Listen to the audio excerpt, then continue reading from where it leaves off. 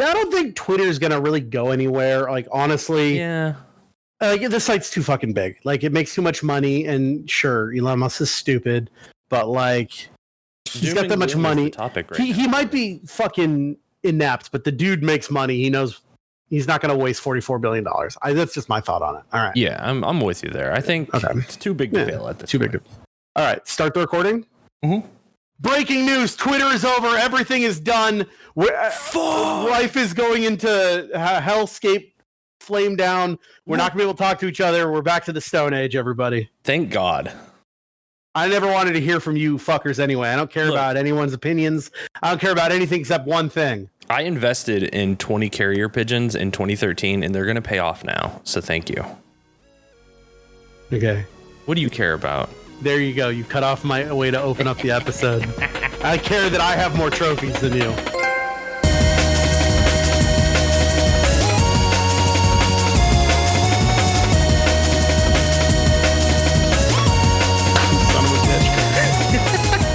I gotta derail it somewhat. Welcome to I Have More Trophies Than You, a video game podcast about video games. I am your host, Dr. Ryan, who, at the current moment, guess what number I am in North America? Please be 69.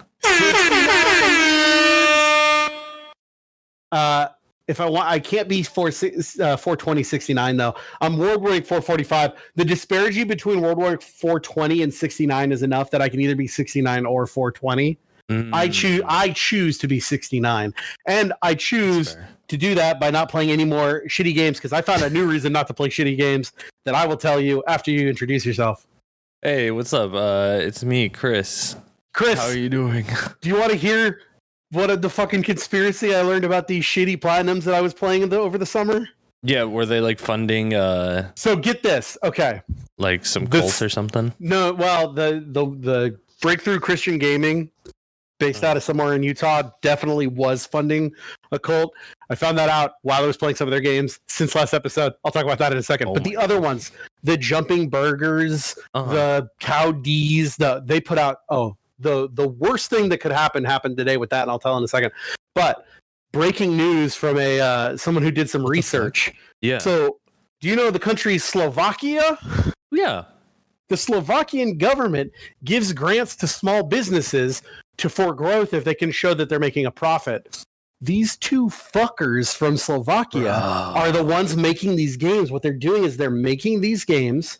They're selling them to the idiots like me who are buying them, then going to the Slovakian government and saying, we're a developing video game company that can bring business to Slovakia. Please give us a grant. They'll get a grant. Then they'll make a new corporation. That's why they all come. WebNetX SRO, then whatever SRO is. They keep making companies. They're doing the fucking Uwe Boll thing. This rules. No, I don't want to. I don't approve of this. I'm not funding this. I this. knew this was coming. There's a couple dudes in Germany who are doing the same thing. Like, it's all Eastern Europeans bilking their governments to make shit games. Hang on, sidebar. Yeah. So now we look into the U.S. government and see what kind of grants we can get for making these kind of trophy games, and we make millions of dollars, and then we sell them to anyone who will listen to us. Right? Pretty sure what you're describing is called tax fraud. Tax fraud here. Listen, tax fraud there. I want to go on record. I pay my taxes. I pay my. Twitch doesn't help me when it comes to taxes. I pay my taxes. Fuck. How are video games? Do you want another? Hold on, really quickly. Get ready for the bleep button. There's another classic. Me telling Chris a number and them giving their reaction to numbers. Are you? Oh, no. Get ready to bleep this. Do you want to know how much I'm going to have to probably pay in taxes this year? How much? Ooh, hey, but you might fund a little bit. Video games. How are they? Video games are cool. Hey, you know what game I've been playing? What have you been playing? You're not gonna believe this. This is probably gonna believe it. Classic. From what I want to say, like 2000. No, not even 2000. Sorry, this is a classic from 1999. Is it a Sonic game? It is Worms Armageddon. Oh, okay. Yeah, that's cool. So like one night, I don't know what happened. I was just hanging out with a bunch of friends, and I was just like, you know what? I want to play some fucking Worms. And then everyone was like, all right. And then here we are. We've been playing like 6 games of Worms Armageddon a night, and that game has just been an infinite wealth of fun. Worms is always fun. It is. It is. It's something that like I feel is so simple, but boy, does it bring out every bit of ire in your body sometimes. Like, it is a transformative game. It's amazing. Oh, yeah, because it's one of those things where it's like you've lined up the perfect shot, and then your friend throws the thing that makes you drop 20 feet, and you can't get the shot anymore. Like, you motherfucker. And then, like, it's what I call, it's that same people die. Like, it's great. It's that same Mario Party rage. Yeah. It's very much that, because I never feel upset like when I'm losing or anything, because then it's just immediately like, oh no, how do I fuck everyone else's day up? Like, yeah. It's so good. So shout outs to Worms Armageddon being a great game. Oh, and we found out how to make maps and stuff. So we're like building the most insane, like, what are you playing on YouTube cringe maps and whatnot. Just Steam. There's a PS4 version. Is there really? Oh, it's PS3. Worms 2 Armageddon is on the PS3. Oh my gosh. That's amazing. Quite a few. There's a PS5 game called Worms Rumble. Yeah, I think that's the new one that's a battle royale, right? There's a new probably. Yeah, because I know that they did a Worms battle royale recently, and it was just like, what? But I mean, I guess that makes sense. All these Worms Platinums are very, like, they're all apparently incredible. Like, other than Worms 2 Armageddon with a 4.88% completion rate, everything else is like in the 1%. Apparently, Worms games are hard. Yeah, I mean, I bet you have to play them like a billion times, and something like that. That probably just gets long, tedious, and boring. But yeah, like Worms. Yeah, I've just been warm. Hey, you know what's coming around again is Bean Battle. Fuck off. Another big hit. Nobody likes Bean Battle. Nobody cares about Bean Battle. I'd like to note there are 2 new rules in the Game of the Year. One is called the Bean Battle rule, and one is called the Melody of Memory rule. You'll find out about them. Yeah. Stay tuned. We're only 3 episodes away from the end of the year. We're like 6 weeks. There's this episode. There's 2 more normal episodes, and then there's Game of the Year. Yeah. So stay tuned. I can't believe this is actually, our last episode for November. So like, we're at the end of the year. We're here. It's Monday. What is actually today? Not what is today. No. Is that what the fake today? Yeah, 21st, which means we're only 3 days away from. That's right, you guessed it. Turkey Day, Gobble Day. It's my favorite holiday of the year. It's Thanksgiving. I am a Thanksgiving man over everything, as much as I love Christmas and everything, because Thanksgiving is a holiday all about eating a bunch of food and hanging out with my family, and those are 2 of my favorite things in the whole fucking world. It also, like, my dad's birthday is usually, like, this year my dad's birthday is the day after, so we're just going to do it again the next day. So I fucking love Thanksgiving. Damn. Oh, he doesn't listen to this. Like in a tryptophan dream or whatever. So there's just going to be out. Funny story. Tryptophan doesn't actually knock you out like that. So that's all Seinfeld's fault. Do you want to hear something funny? Because he's not going to listen to this. So my dad retired at the beginning of the year. I think I told you that. Uh-huh. And when he retired, he's like, well, what am I going to do now? Well, the back of his house, he's got about a 1 acre backyard. And when they bought the place, it had like an old barn from the 50s, not a huge one, but just like a little mini barn. And he's like, well, fuck it. I'm a farmer now. He's got lambs. He's got chickens. He raised turkeys for Thanksgiving. Like, he's got all this where he grows his own vegetables and everything.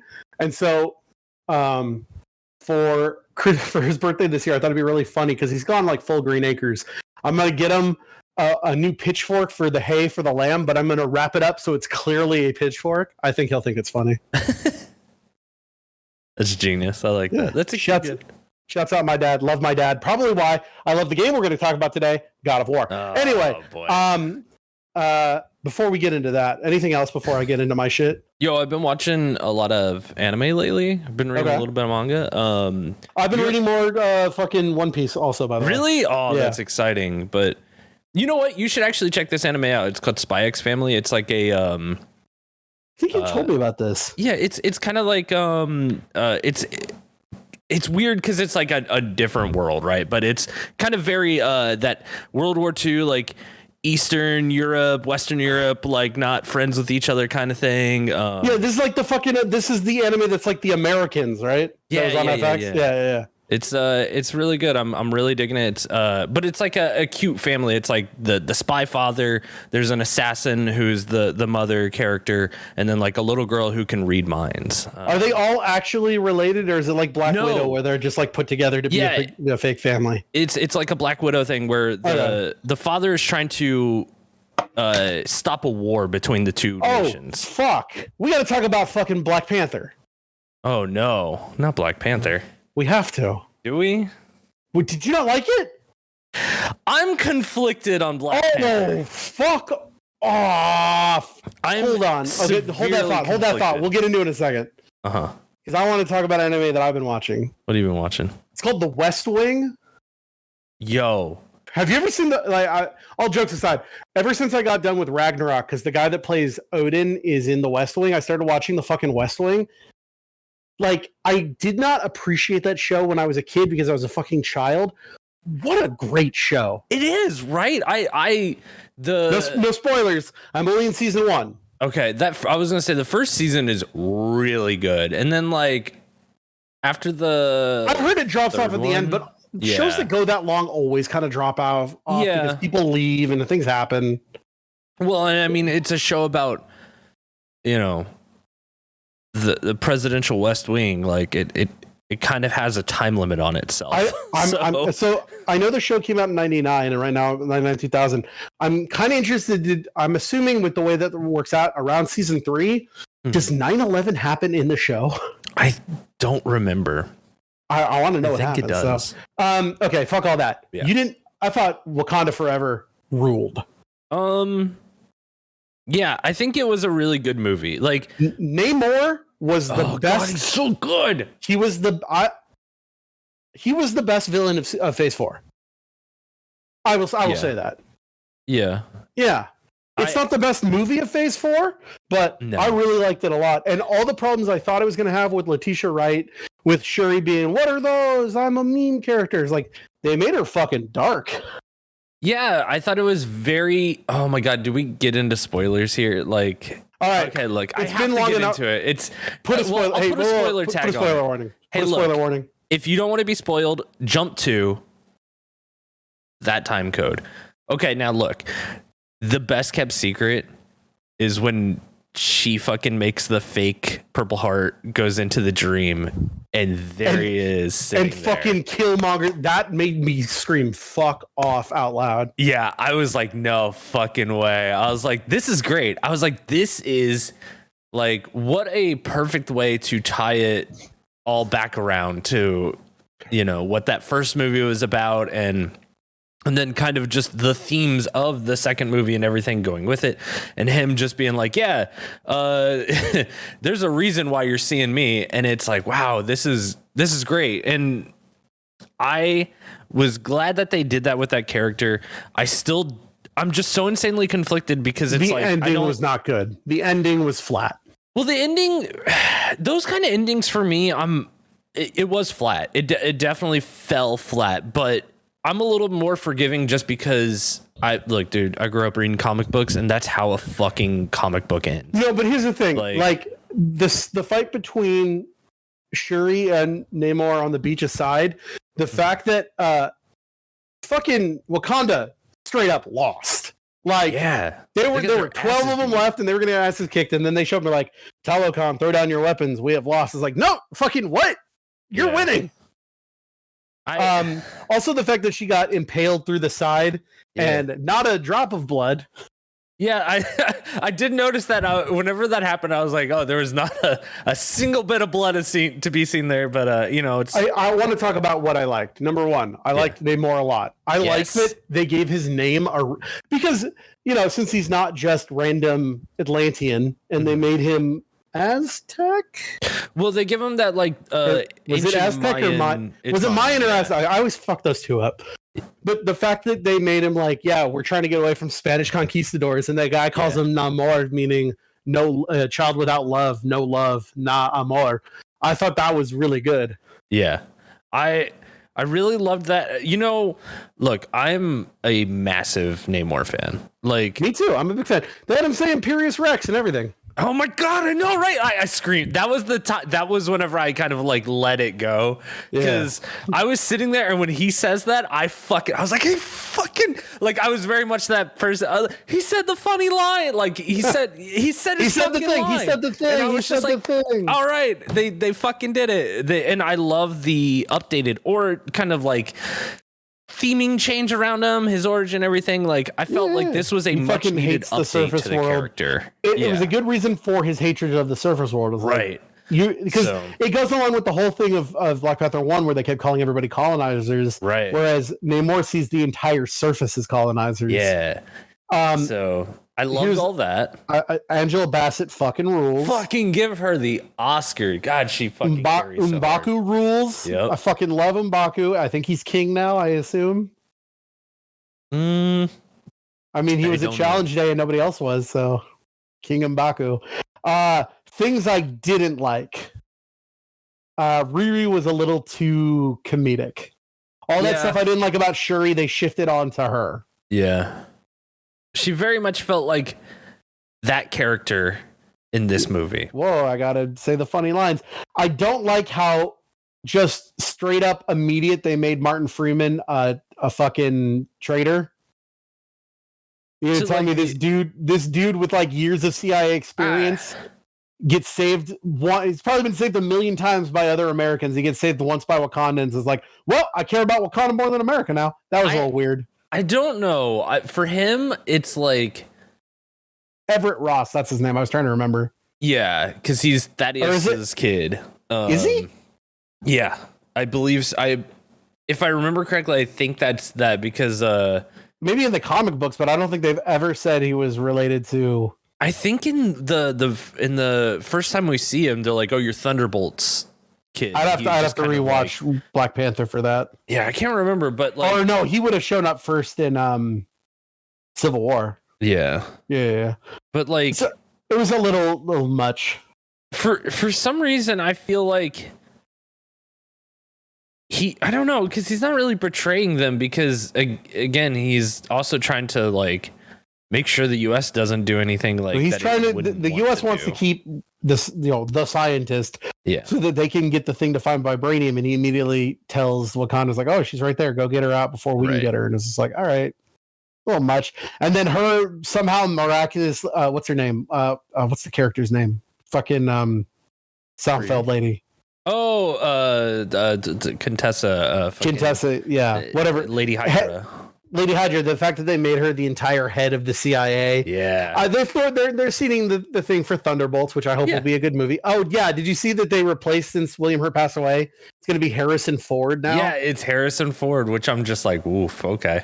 I mean, if you want the Thunderbolts to be a thing, why are you replacing a brilliant actor who unfortunately passed away with an even older man? Yeah. Especially because I don't know how you make him the Red Hulk. Yeah, his voice doesn't really have that same. Yeah, he's just gonna be when Harrison Ford is like, it's a low gruff. William Hurt was like, "I'm up here, I'm the fucking Hulk," and so I don't know if Harrison Ford was the best pick for that.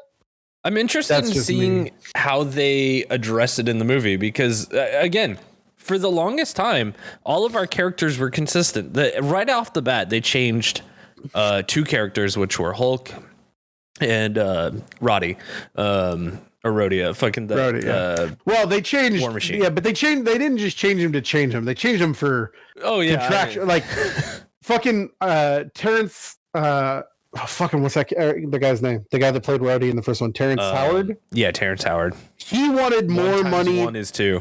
He wanted more money than fucking Robert Downey Jr., so fuck off. And then Edward Norton was apparently just a fucking piece of work to deal with.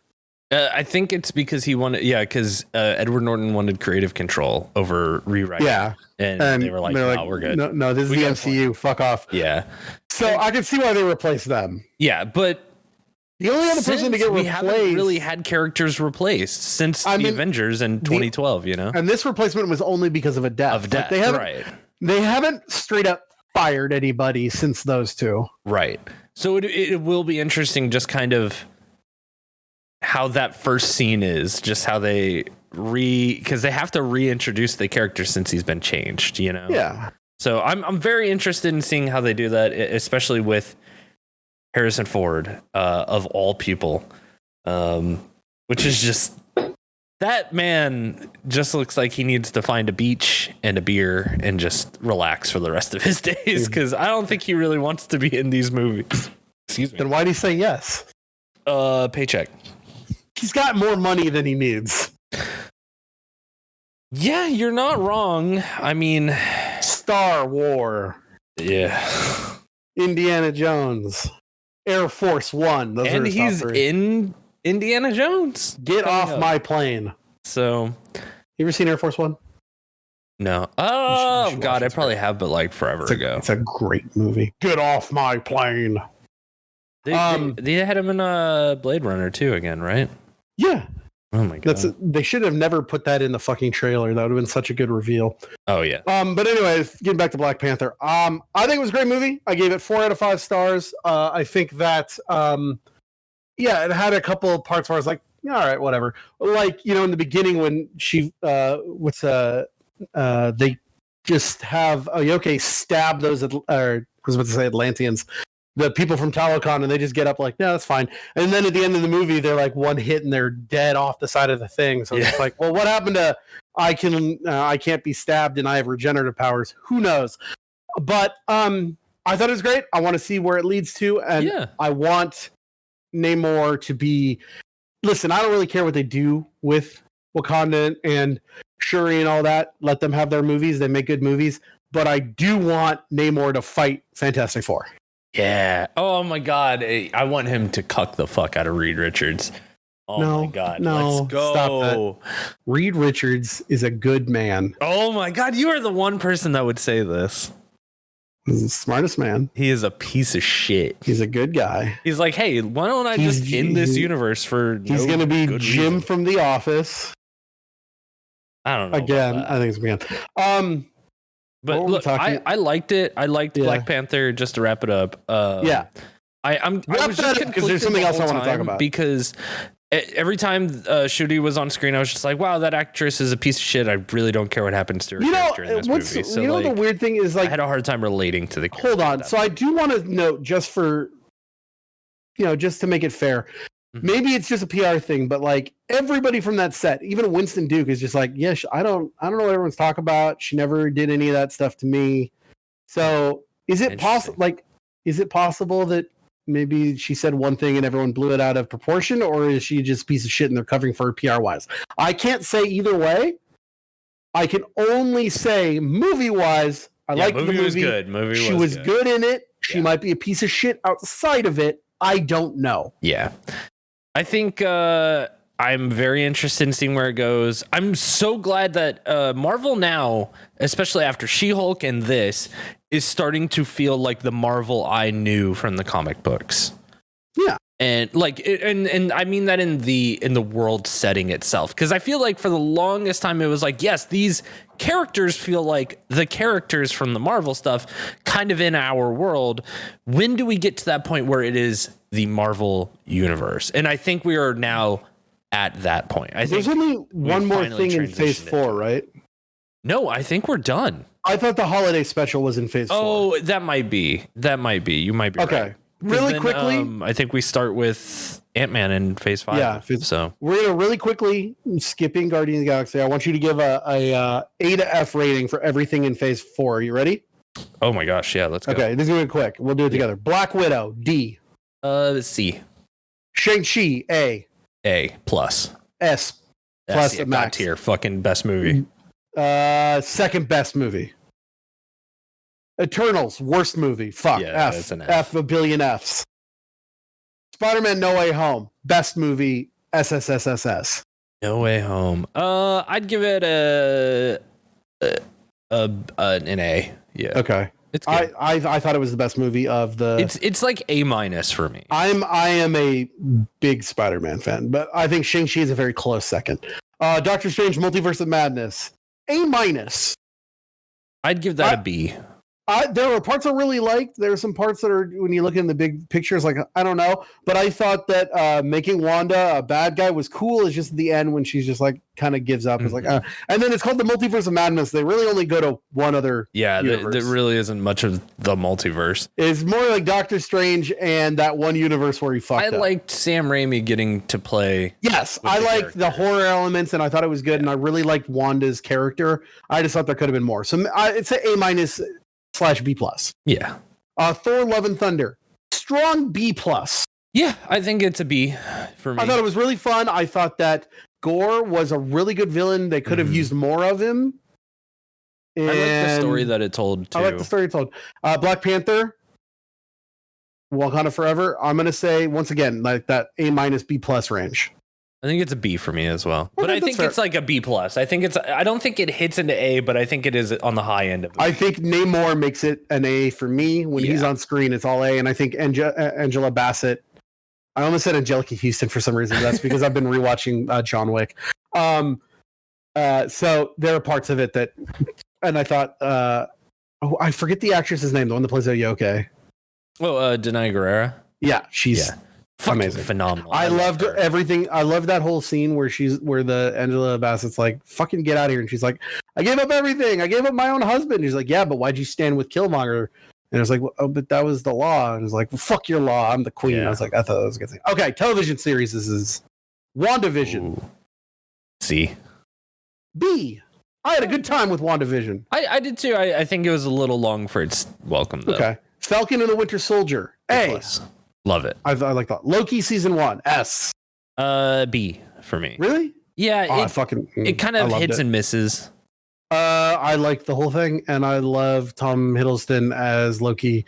And I thought, I don't know her name, who played Evie, did a great job. And it was the and Owen Wilson was great. Oh, and yeah, he was phenomenal. He was phenomenal, and it introduced He Who Remains, aka Kang. Yeah, Kang. That guy. Oh, I'm bad with actors' names. That dude, more than I know. You're so like we're excited for Quantumania, and trust me, I am. That is the second biggest thing that he's going to be in that I'm more excited for. I'm way more excited for. He's going to be the bad guy in Creed 3.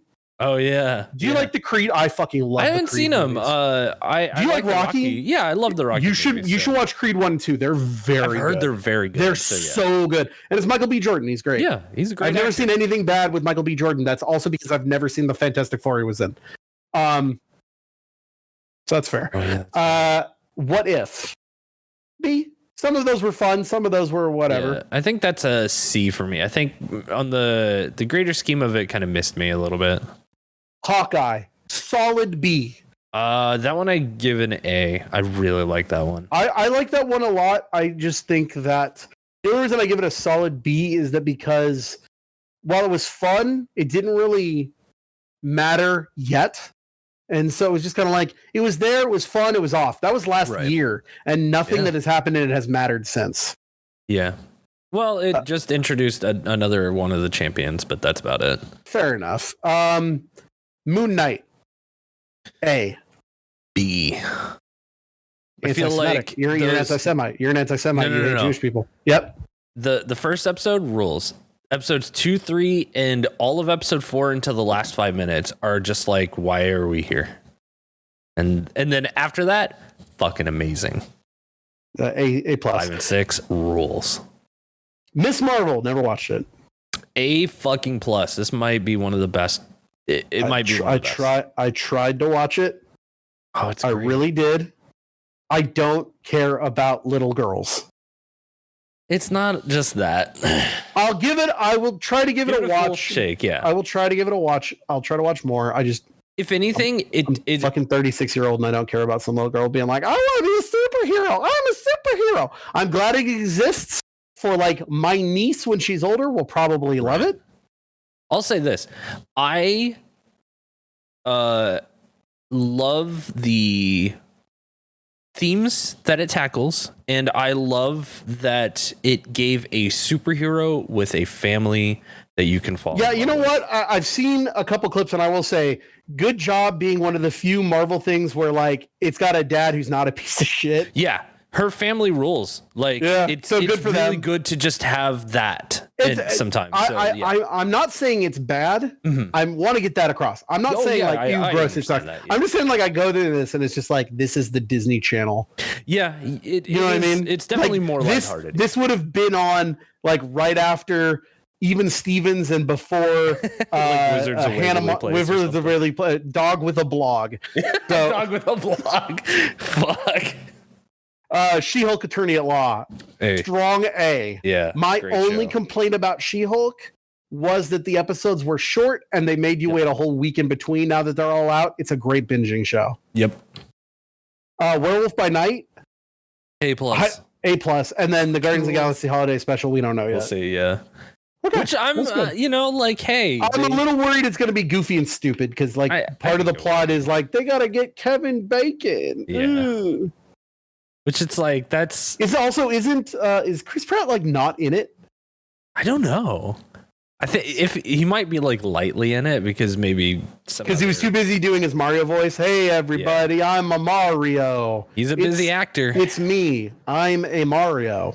All right, fuck that. Something else we got to talk about. So many things we got to talk about. Yeah, video games, awards. Video games, awards. It's award season. One of my favorite things is awards or talking about, like, I love listening to Game of the Year and doing Game of the Year because I love rating and ranking. I don't know why. It's just very fun to, like, think of a subject and try to put things. Yeah, it's fun to me. And so the Game Awards. Now, here's the thing about the Game Awards. Game Awards are, for the most part, useless because I cracked the code last year and I realized since all Jeff Keighley's trying to do is get a bunch of people to give him money so that they can show their commercials. The thing about the Game Awards is it's not like the Oscars where somebody can sweep.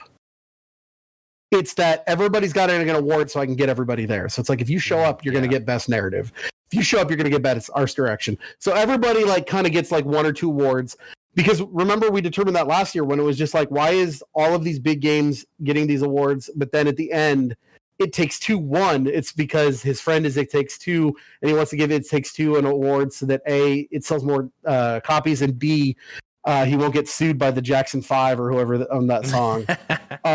And then to make sure everyone was happy, everybody else got an award. So I am worried that's going to happen again this year, but here are the awards for Game of the Year. There's 31 categories, but we are going to skip all the boring ones, like esports, Best man. Esports arena. So here's what we're going to do. I'm going to read all the nominees. I want you to give me what in your heart you want to win, but what in your head you think will win. Right.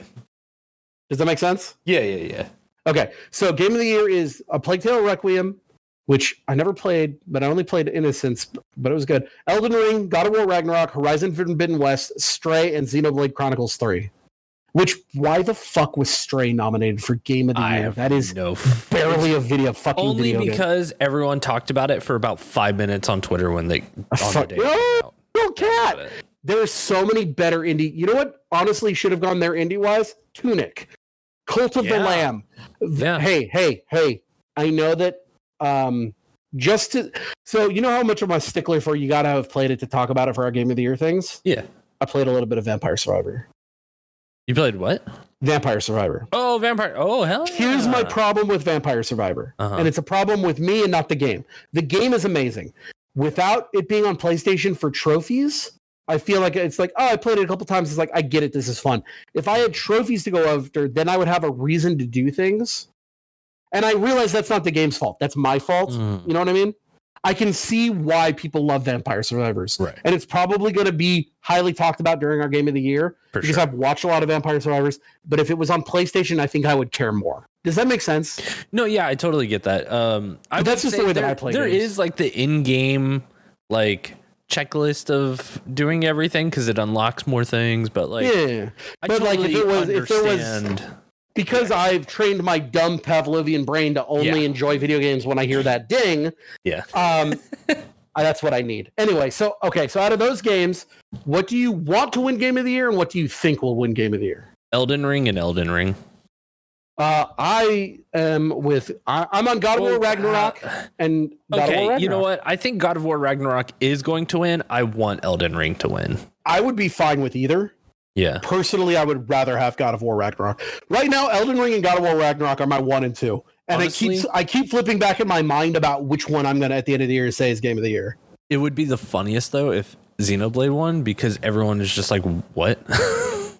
Why did that happen? People like that game. Yeah, I know, but like I feel like right now, at least in the media that I consume, it seems like very meme worthy, where people are like, "Oh yeah, I played Xenoblade and it's good," and then you never hear another thing about it, and then it's like in the Game of the Year, and it's like, wow, I don't know really hardly anyone who beat that game. What?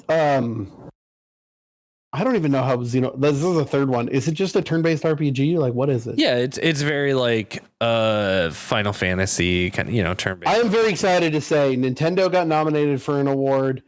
So, fucking Sony got nominated for 2 awards. Bandai's got 1. Annapurna's got 1. And Microsoft Studios has 0, baby, because they don't make good video games. Fuck you, Microsoft. They make every video game.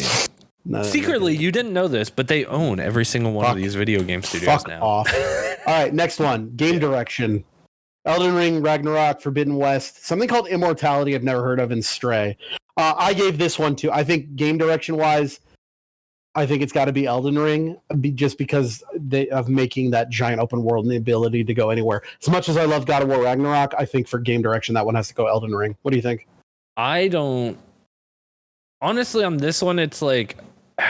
This is like best creative. That's the thing is I don't think that Elden Ring, God of War, or Horizon should be available to like vote on in this category, because I don't feel like they're doing anything new, creative, or innovative. I can understand you saying that with Forbidden West or Ragnarok. Elden Ring is entirely different than anything that studio has never made a truly open world game. Yeah, but how does that game... Did you play any Elden Ring? No, and I think I'm going to play it. I think I'm going to pick it up next weekend. Like honestly, yeah, especially before Game of the Year. Even if you just watch a little streams, bit of it. I think once you get into it, you'll see how like fucking brilliant how that it feels different. Yeah. Because that's the thing is I'm sitting here just because I've watched a bit of it, and I'm just like, okay, but like, what does this...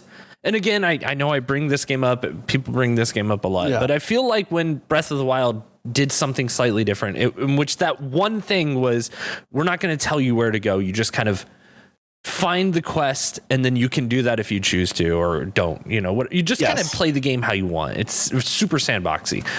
I just want to know. Imagine how those 3 games do anything different in the genres that they're in. So, God of War Ragnarok and Horizon Forbidden West, I feel, are just better versions of the ones that came before them. Elden Ring truly is like it feels like a different video game compared to like Dark Souls. Even though they're the same gameplay style, it's because in like all the Dark Souls, Sekiro, all those, while they are a big world, they truly are linear. You have to go to this place to get to this place to kill this boss. You play everything in order. Elden Ring truly is, you're thrown into a full world with all this story and everything, and the way that they made it all work, that you can really go anywhere and do anything at any time, it's fucking brilliant. And so I think if you play a little bit, and I think you'll see what I'm talking. Yeah. But honestly, I don't know anything about Immortality. I don't know what it is. But and Stray looks nice, but it's not game. This is creative. You're just a cat that jumps on things. Yeah. I just feel like, at least, I don't know, playing as a cat and just the way it controls might be more interesting and creative than anything else. I've played all of those games except Immortality. Let me tell you, no, it's not. Okay, well, that's fair, I guess. I still don't know what Immortality is, but yeah, pick a game really quick. We got just give it to Elden Ring. Okay, perfect. Best narrative. So story, Plague Tale Requiem, Elden Ring, God of War Ragnarok, Horizon Forbidden West, and Immortality. And what? It's the same 5 games. Yeah. For me, it's God of War Ragnarok. The story and the writing and the actual like acting in Ragnarok is I would we'll talk about Ragnarok a little bit when you get this. I cried multiple times in this game. It's very good. I say give it to Horizon, because I think that story is insanely goofy. Fair enough. Like I still love when you told me about the story, and I was like, I can't wait for my wife to get there. Yeah. So I could just be like, isn't that just goofy as hell? Best art direction. We've got Elden Ring, God of War, Horizon, Stray, and then something called Scorn. So there's this game Scorn. I've looked a little bit about it. It's basically like a Myst-like game, but everything looks wet and like it's made out of meat. Oh. I say Elden Ring for art direction because I really do think that out of all the games, like I said, I played 4 of the 5 and I've seen Scorn. Elden Ring looks amazing. Like the way they made everything look like this. Elden Ring is a post-apocalyptic world.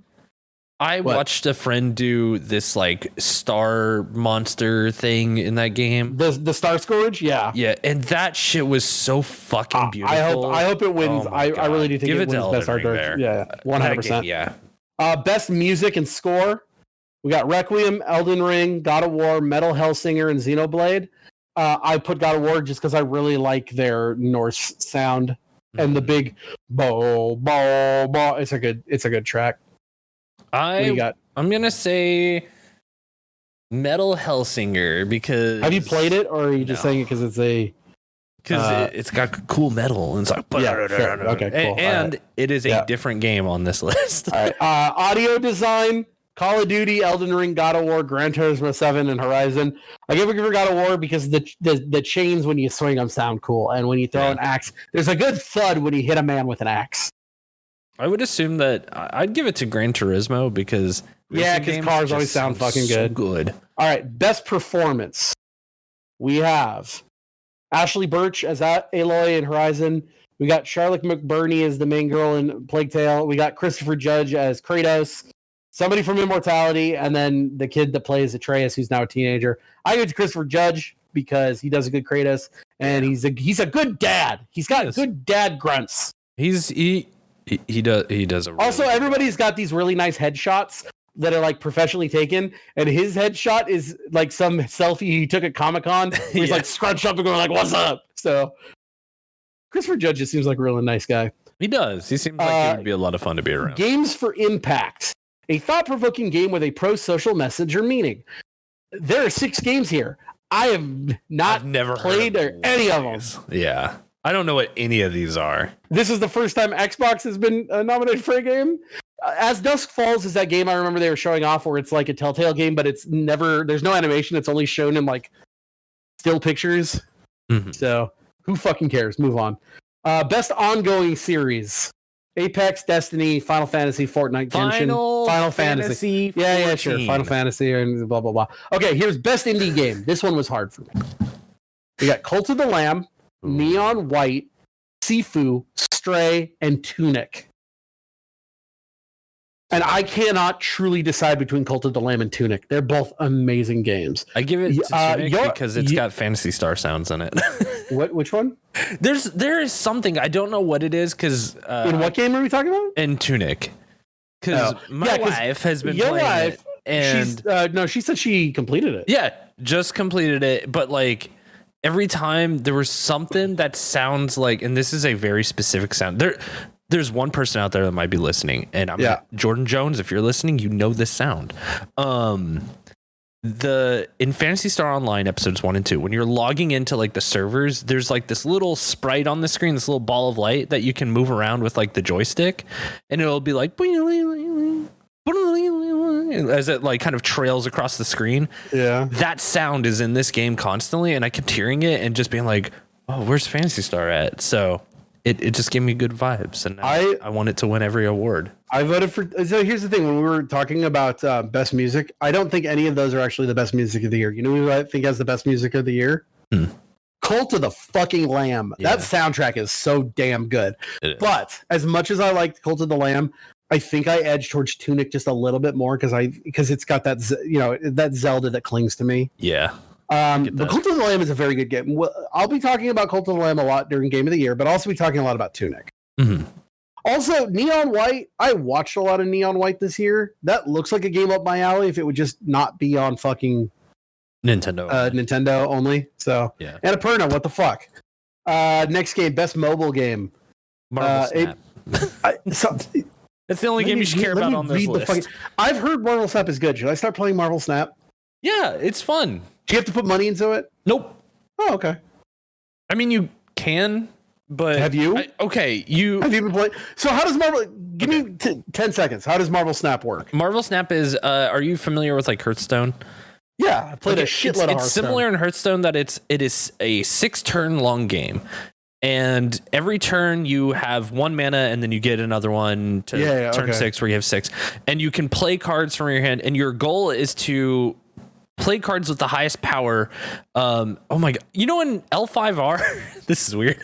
You know, in L5R, there are like strongholds that you have to attack and you like. Yes, absolutely. There are 4 strongholds. And one of the ways to win is that you can attack the other player's strongholds. And that's the way that they buy things. So by taking out their strongholds, they can buy less things every turn. Right. So it was a great mechanic. There are 3 random strongholds in the middle of the field and you are playing your target, hero at each one, and you want to get a higher score on your side of it. So when turn 6, you decide who wins the 3 strongholds. You win 2 of the board game fan. Have you ever played Smash Up? Yeah. Is it like that? Yeah, a little bit. Yeah. Where like each one has like a very specific like this is what works here, and so you have to. Yep. Okay. You know what? I'll download Marvel Snap. I'll start playing it maybe at my office. And the thing is that the only way to acquire cards is to keep playing the game. So like every time you can't buy them with money. Right. You can't buy it with money. But the whole idea is that you are upgrading your cards, like the rarity of the cards. So all your cards start as commons, and you can turn them into like super shiny versions. If you can't buy cards with money, what do you buy? Right. It's you buy variants. Oh, it's all cosmetic shit. Yeah, you just buy like other ones, and then the more you upgrade those, the more cards you unlock. So I will get a bigger card. I'm going to download Marvel Snap right now. Yeah. It's a great, like, every game lasts less than 5 minutes. Like, it's a super short game. It's super good. But the other nominees also are mobile, Apex Legends Mobile, Diablo Immortal doesn't even deserve to be on this list. Genshin Impact, which I understand, Tower of Fantasy, and Marvel Snap. Marvel Snap is the one that you should be playing this game. It's new, it's good. The only thing I would say that you would spend money on is the Battle Pass. I think that's like kind of, what's the Battle Pass get you? Like a new card, and then you get a bunch of like extra stuff as you want. Like you have the free Battle Pass whenever you play, and then here's how you do it though. If you're being asked by a mobile battle pass, it's play the game, and then if you start playing it a lot, go on ahead and buy the battle pass, because you're going to get so much stuff free unlocked. But if you just casually like right now, I didn't buy this month's battle pass because it's like I'm just kind of casually playing it, especially because Pokemon TCG Live is now on my phone, so I'm playing that more as my mobile card game. So I downloaded it. I will play it at the office check it out Monday, and I'll report back next episode what we think of Marvel Snap. Yeah. Okay, perfect. Let's go on to the next one. Community support. Who fucking cares? Final Fantasy 14. Whatever. Yeah, it's not a real category. Innovation and accessibility.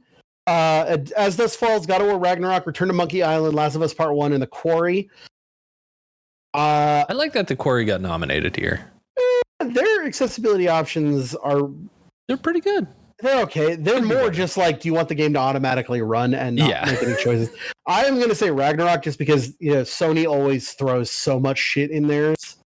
Last of Us also had a lot of good ones, but once again, like last year we did an accessibility option category in ours, and then at the end we're like, how do you pick one? How they all win? So I don't think we're going to do one this year. We're just going to say all accessibility options are great, especially once again if they let me cheat.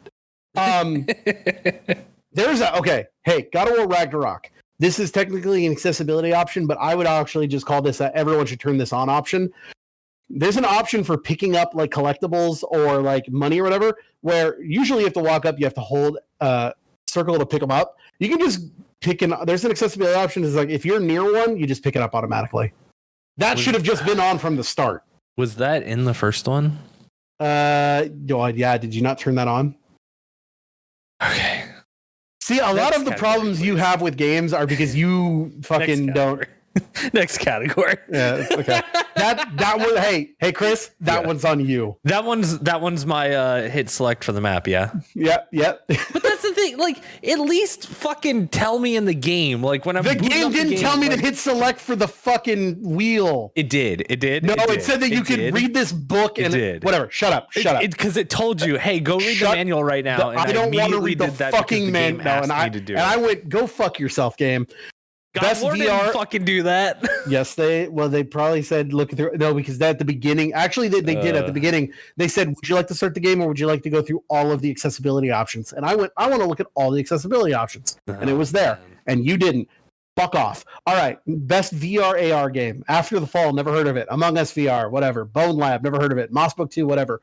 Red Matter 2. I voted for this only because I haven't played Red Matter 2, but I liked Red Matter, which was a VR puzzle game where you're on Mars and you're finding out what the Russians were doing on Mars. Oh. So that's probably good. Cool. I've heard Bone Lab's really cool. I'd like to check it out, but I'd vote for Among Us. Hey, guess what? Guess what I did since last episode? What? Oh, did you pre-order? I bought the PSVR 2 that comes with Call of the Mountain. Oh my god. $600, baby. Sheesh. I'll get it in February. Next category, best action. Okay. This one pisses me off. Okay. This is best action game. Sifu is nominated. It is also nominated for best fighting game. No. Yeah. It's not a fighting game. Yeah. There's fighting in the game, but a fighting game is 2 characters or 4 if you want to count fucking Smash Brothers type shit. And you know, there's an objective. This is a narrative-driven story game. Right. It should be in best action. It should not be in best fighting. Do you agree or disagree? I agree, but also I agree that Call of Duty Modern Warfare 2 should not be on this list because also not an action game. It's a first-person shooter. It's a shooter. Bayonetta 3, Call of Duty 2, Neon White Sifu, and Teenage Mutant Ninja Turtles Shredder's Revenge. Which is more of like an I love arcade games, so I voted for that. Yeah. Also, I've heard a lot of people say Bayonetta 3 is dog shit. I've heard it's really good.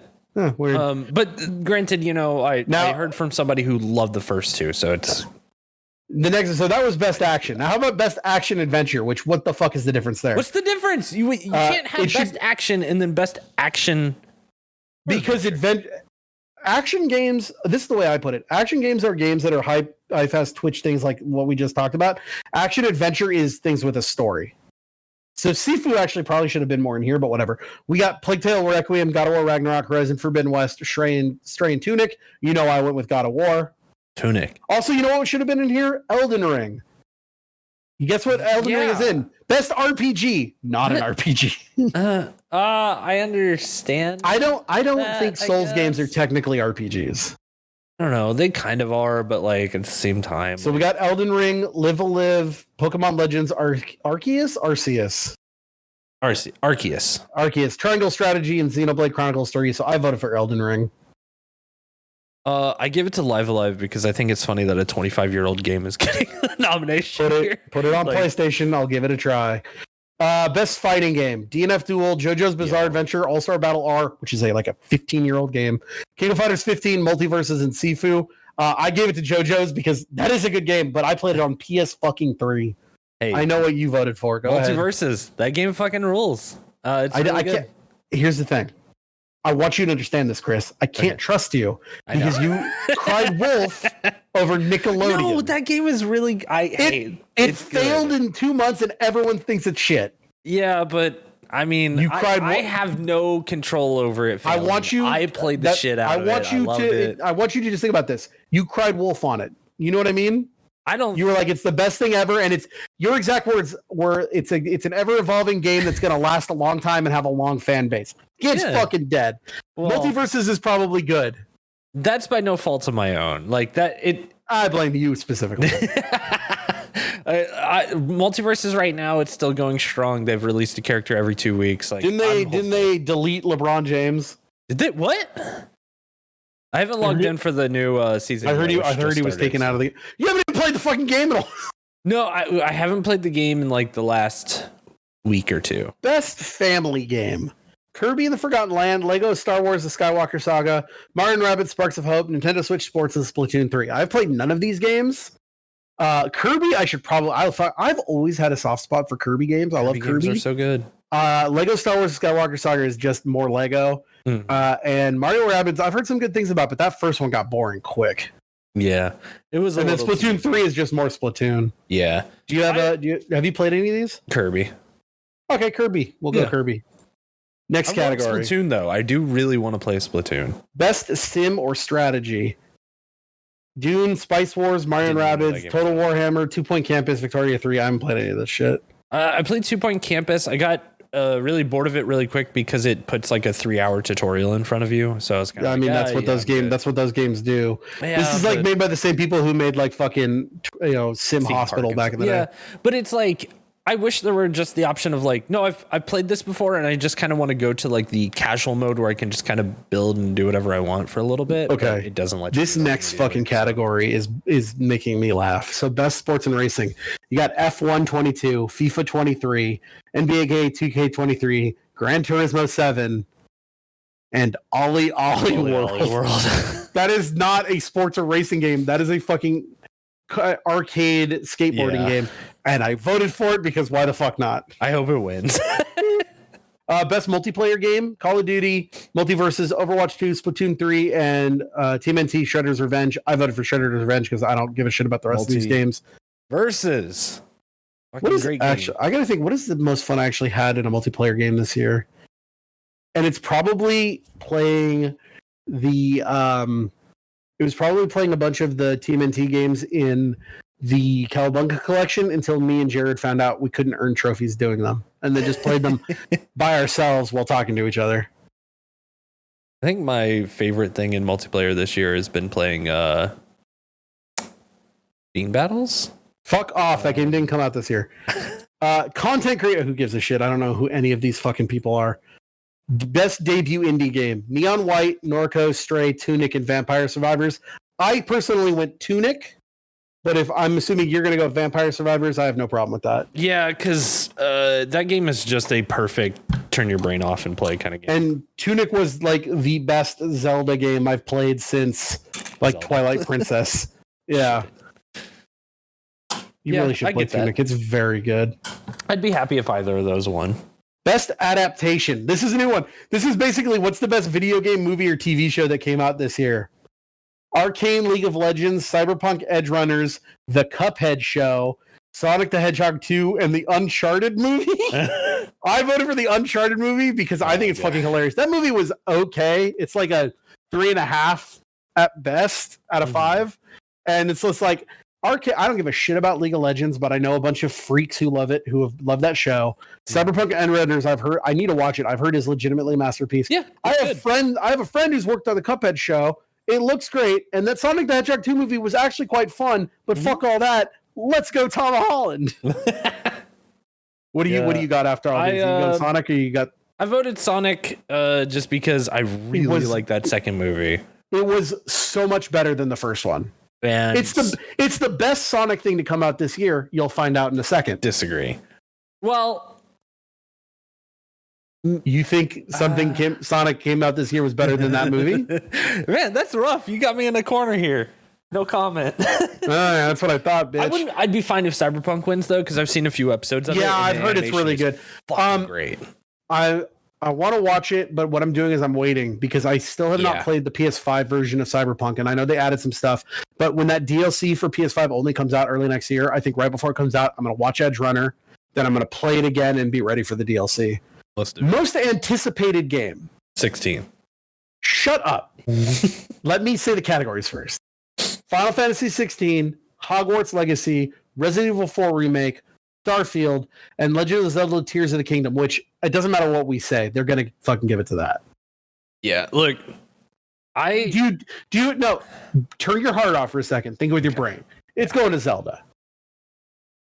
It's so hard. It's going to Zelda. I really want to play 4 out of the 5 of these games. As much as I bag on Breath of the Wild, I still want to play Tears of the Kingdom because it's Zelda and I'm Zelda for life. I will only give a shit about Starfield if they go back on. So, okay. What's that guy's name? The Xbox guy. Phil Spencer. Came out and was like, we're going to keep putting Call of Duty on PlayStation because why not? So, great. Fuck it. Put Starfield on PlayStation 2. Don't cut your audience in half just because. Final Fantasy 16, there's not enough to know about the gameplay yet. It's just been a trailer. I don't know what the game is.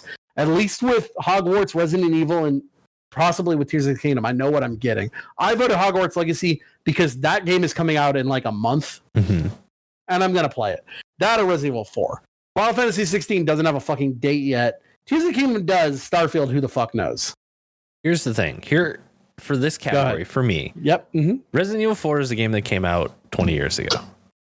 Starfield a bad game that came out 20 years ago. Yeah, a bad game that came out 20 years ago. Glad we agree on that. Is a Bethesda game that really does not look promising right now. And Bethesda games have kind of been very missed lately. Hogwarts Legacy, I'm very conflicted on. Wait, hold on. It's been what? Very conflicting? No. You said something else. Conflicted? No, look at my screen. Wait, hold on. What did I say? You said something. I got to share my screen. Okay. Starfield? Yeah, didn't you hear what you said about Starfield? No, what did I say? You said... hit and miss? Hit or miss, I guess they never miss, huh? You got a boyfriend, I bet he does he kiss ya? Hey, Brad. Fuck you, Brad. All right, go ahead. Hogwarts Legacy, it's like, that is the game I've been wanting for 20 years, but can't wait to pirate it. And then Legend of Zelda, I've played Breath of the Wild though, and I could still play Breath of the Wild. So I am excited, very, very excited for its sequel. However, Final Fantasy 16 is the only thing on this list where I feel like it is something new. It's something new. It's something that is going to be new. It has to be new. It has to be different. It has to be a change for the future of the franchise. Like, I'm very excited to see what 16 is. You are Final Fantasy cut. Well known you that will it always could be a bad game. You will always love anything with Final Fantasy. You think that everything with Final Fantasy is infallible, and except for Final Fantasy 15. No. If last year and early this year taught me anything, you will play bad video games, but if they have the word Final Fantasy in front of them, you will praise them to no end. Even when the rest of the world calls Stranger of Paradise Final Fantasy Origin a middling game at best. Not on any of these lists. Exactly. You know why? Because it sucks. Where are they? No, because that game fucking rules. It's you're the only person. You're the only person who gives a shit. I'm so upset. It came out too early. They forgot about it. What are you talking about? Horizon came out around the same time, and it's got all of the same. It's got so many awards. You know why? Because Horizon is a very good game put together by a great crew. Stranger of Paradise Final Fantasy Origin is a knockoff Neo put out while they're working on a real game so that they can get some cash from. That is a soulless cash grab of a video game that only you care about and will not be our game of the year or even in the top 5. I'm guaranteeing it to you now. 8 at best is the rule. It will. Best esports athlete, who gives a shit? Best esports team, who gives a shit? Or is it over? Yeah, esports coach. I think we're best esports event. Yeah, we're done. We don't give a shit about any of this. That was that. Fuck. How long has this episode been? And we haven't even gotten to the platinum report. We're an hour in. Holy shit! This is gonna get a good episode. I wanted to talk before we get into the platinum report. I forgot. This is going way back. Remember when I was telling you like that those companies from Slovakia have gotten too brazen? Today, a new game hit. It's called Quiz Thiz USA Bronze Edition. There's also a Silver Edition and Gold Edition. It is the same game, sold on both PS4 and PS5 6 times, with the only difference is the Bronze Edition only has bronze trophies, the Silver Edition has silver trophies, and the Gold Edition has gold trophies. Oh my god. This should be illegal. I can't do this anymore. Even I am looking at it like, this doesn't count. I am now starting to look at my list and be ashamed of some of the games I played. Yeah, you should be, but like, it's genius. Like, I did it to get up here, and if I hadn't, I wouldn't be anywhere near 1,600. I have 1,000. Start the platinum report. We'll just start the platinum report right now. Let's do it. I am at 1,656 platinums. Probably about 600 or 700 of those. No, and even less. Maybe like 400 or 500 of those. Actually, it's really only those couple I don't feel ashamed of like playing like What Remains of Edith Finch like I did last time, even though that's got like an 80%. Or like Spectre Woods, which was that shitty little game because whatever, it was 10 cents. It's only these games from these companies I feel bad about.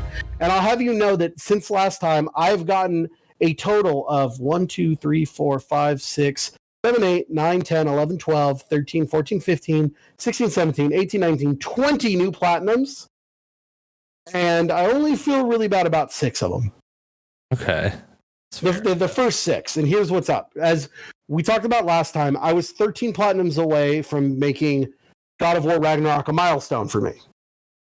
So I decided to go on the grind. The first thing I did is, I haven't checked in with our good friends at Christian Breakthrough Gaming in a while. So I did get ZJ the Ball Calculator, Zippy the Circle Calculator.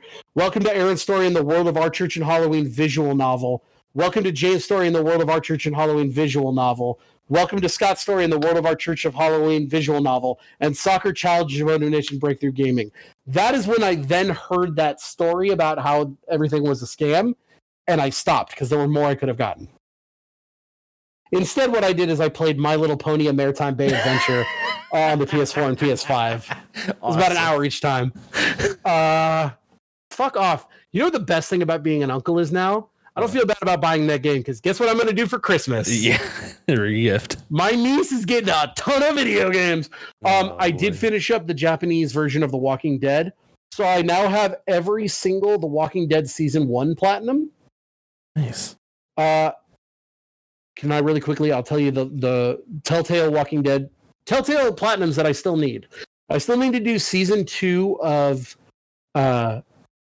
Minecraft and the PS4 version of fucking Back to the Future. And then other than that, I still need to do the PS3 version of Season 2 of The Walking Dead. I need to do the Walking Dead Collection, which is Season 1, 2, 3, and Michonne. And then I'll have all the ones that you can get because the things that are left are either from Europe or not downloadable anymore. Oh, interesting. Yeah, so, I was gonna say, isn't the Minecraft one kind of hard to find now? Like I have the disc. I have the disc version. Oh, okay. Well, hey, I got it a long time ago, but it hasn't done. So I've played The Walking Dead Season 1. I played it on PC when it first came out. Then I played it on PS3 twice through the normal and the Japanese, on the Vita, on the PS4, and I've played it as part of the definitive series. There's one more way I need to play it, which is in The Walking Dead conclusion. And then I've played that fucking The Walking Dead Season 1. I've played it 7 times. Jeez. Starting to get a little boring. Yeah, I was going to say, it's probably falling off there now. Yeah, right? I did go back and get the PS5 Platinum of DC League of Super Pets: The Adventures of Crypto's Ace because they put out a free upgrade. That one took me about an hour and 45 minutes because I played it before. A new puzzle game from Pogi, who are the people that make a lot of word puzzle games that I like because they're just fun little word puzzle games. This one is called Letterbox. The idea is that it's a 3x3 grid with 3 letters on top, 3 letters on the bottom, on the 3 letters on each side, and the 9 letters you have you need to put in so that every way down and across makes a word. So it's like a weird Sudoku. Yeah, kind of. It was fun. Each one only took me about an hour. Right on. Then I played Etherborn, which was it was a very art project puzzle game about how do I explain it? You're basically just like this little skeleton man, and you have to find these orbs, and they're hidden. And there's little puzzles of it's all like, I don't want to say gravity, but it's like, when I say like an MC Escher picture where like if you walk forward and then you can walk straight up a wall. Yeah. It was like that. It was fun. Oh, okay. Then I played God of War Ragnarok on PS4 and then auto popped the Platinum. That was my 1,650th overall trophy. Then I played Save Room on the PS4 and PS5. This is a quick little game that was $5 for both versions together, but I would suggest it. It is a puzzle game based on the attaché case from Resident Evil 4. Oh, okay. The idea is that there's 40 levels, and each one it's like, all right, only so much shit can fit in your attaché case, but you need to get everything from your inventory in. So it's like, at first it's like, just get these guns in. Then it's like, oh, well, okay, you've got too much stuff, but these guns aren't loaded, so you need to load ammo into the correct ones, and you need to use the health items so you don't go out without full health. Really quick, each one, I mean, the first one took me about an hour, and then the second one, because I knew how everything went, took far less, but it was a fun little puzzle game. Right on. Sounds kind of fun. Then I platinum 7 Days of Rose on the PS4 and PS5. That was just a quick visual novel. And then the last platinum I got, I want to talk about really quick. Do you remember a little while ago I told you about a game called I'm in Love with Your Dead Grandmother? You know what? I looked at the thumbnail of this game you're about to say, and I was like, I wonder if this is that Dead Grandma people. Yeah, so he made a new game called John Fart, Text-Aversive Craziness. Here's what I'm going to say. These games suck shit. Yeah. They are just FMV. It's some dude, and I'm going to say his girlfriend or his wife or just a friend in Quebec making just rotten fucking FMV games. But unlike like these games that the people in Slovakia are making that are just brain dead, whatever, this totally this is a dude having fun. At least this is a dude who thinks he's making something good and is putting. So it's a 30-minute FMV game about how he's sent back into the past to stop bees from. It's basically the plot of T2 Judgment Day, but instead of Terminators, it's bees. Oh, God. And his name is John Fart, and he's got a little bear that he drew and put on. Like, they're putting work into it. Is it good? Fucking no. Like, their grasp of the English language ain't great. Their accents are thick, and their jokes aren't funny. But this man's trying to just do his thing. There's a trophy you get for making him dab. So, like, I'm going to support this guy. They're dumb. There's $5. I thought it was funny. These ones are way more forgiving than the Slovakian and Christian cult games and whatever. Yes. I honestly, we should make a game like this. Yeah, that's what we honestly, that is what we should do. And then the other game I've been playing, I haven't platinumed it yet. I've been playing Sonic Frontiers. Yes! And this game sucks shit. No, this game is totally fine. This game is so fucking boring. I had more fun playing Sonic Frontiers than I did God of War 2018. You are a fucking contrarian who only likes things that are unpopular. Disagree, because I've streamed both of the games, and there's you did. And I'd like to note that I'm gonna eat your ass out and call you up right now. I have written down in my notebook. If Blaze tries to say that Sonic is better than God of War, bring up their stream where they spent 10 minutes yelling how much they fucking hated whatever you were doing at the time. So here's the biggest. Let's get into Sonic Frontiers because got your ass. All right, go ahead. Because I got your ass. No. Because here's the thing. There are two different things. The gameplay in Sonic Frontiers is fun. The gameplay loop is fun. God of War, not. No, absolutely disagree. I had so much fun with the extra 10 to 15 hours after getting to the end of God of War Ragnarok where I was collecting everything. It never was not fun to take my axe to people. You know what's not fun? Being dropped in a desert where there's about 8 billion little tokens you have to get, and each one is, all right, jump on this spring. Does it do anything different? No, just jump on the spring. The one good part of Sonic Frontiers are those cyberspace levels. And if the game was nothing but cyberspace levels, I'd be okay with it. That's actual open world Sonic game is so fucking boring. You just jump on things over and over again, and most of the time, all it is Sonic Frontiers it's not complete trash. There is some parts of it. It is a better Balan Wonderworld. It is a one button game. You just press. Well, it's not. It's a 2-button game. It's a 2-button game. You press X and you fucking press square, and all the other buttons are whatever. It's just, all right, jump on this spring, it shoots me up, and then I press on square to auto lock to the next thing, and blah blah blah blah blah. And this I get is my little token. That I did complain about. The fishing rules. Big the Cat is the best part. The music in that too is so fucking. All music in the whole game is. As much as I fucking hate this game, it is the second best music of the year, just behind Cult of the Lamb to me, because the music in the cyberspace levels feels like a fucking acid trip fever dream from the Sega CD era, and I love it. The gameplay is not fun. Also, I have skipped every cutscene. I mean, I don't think you really miss it much. I tried to watch them and was like, this is horse shit. It is.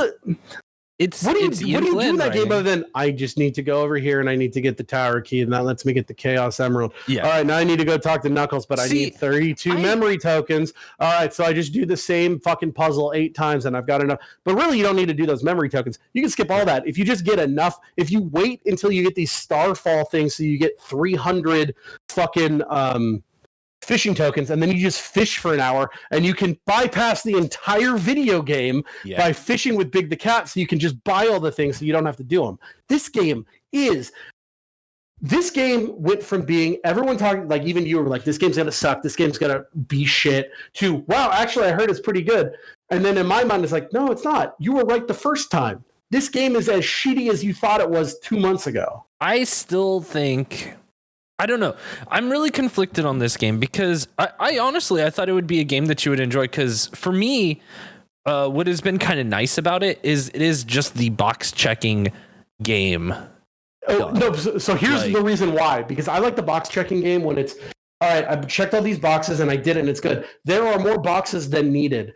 What really pissed me there for sure really are, but fucking pissed me off. No, this is what pissed me off. Was doing that first island, doing all these side things, getting all these memory tokens, banking all these tower keys and portal gears, and going, great, I'm going into the next one with all this shit. It's gonna be so good.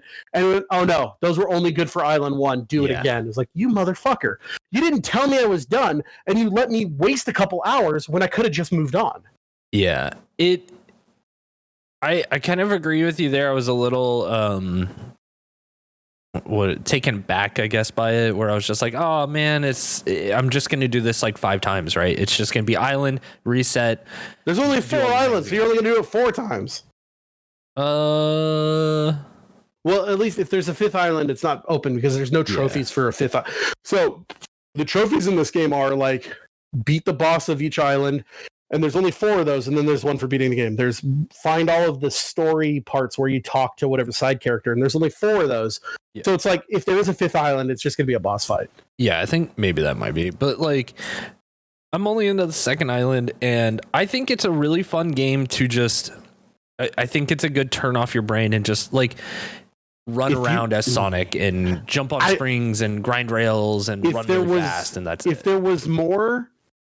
variety in what you're doing in the world, I could see where you're coming from, but truly everything is the same. It's just like, just look for the spring on the ground, press it, and you'll be thrown into a loop where most of the time you don't even have to do anything. You just have to time your button, press at the end, and your reward is a medal or a key. And it's just like, it's kind of just there was something there. There is. That if they had taken like another year to work on it, I might have said good. But for me, this game is the quintessential 2 out of 5.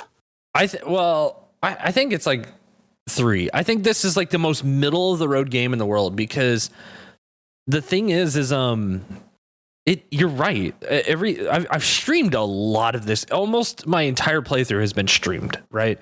And my biggest complaints are one, I've complained about this before in other games where it feels like they had, 10 different actions, right? And they were like, hey, well, we got 10 buttons on the controller, make them all a different button. There's so much controller bloat that I hate it. So it just kind of pares you down to just, it's like, well, I'm just going to use the things that work. And it's hitting square and hitting X, and that's it. And holding R2 or L2. Yeah. Is it L2 or R2? R2. Yeah. Cause that's like your dash button. And but it's not really a dash. It's just you hold it to go fast. Yeah. It's a boost. This is something we've had in other Sonic games. They've usually tie it to like the X or square button. Like, the left in the left button in the plus, right?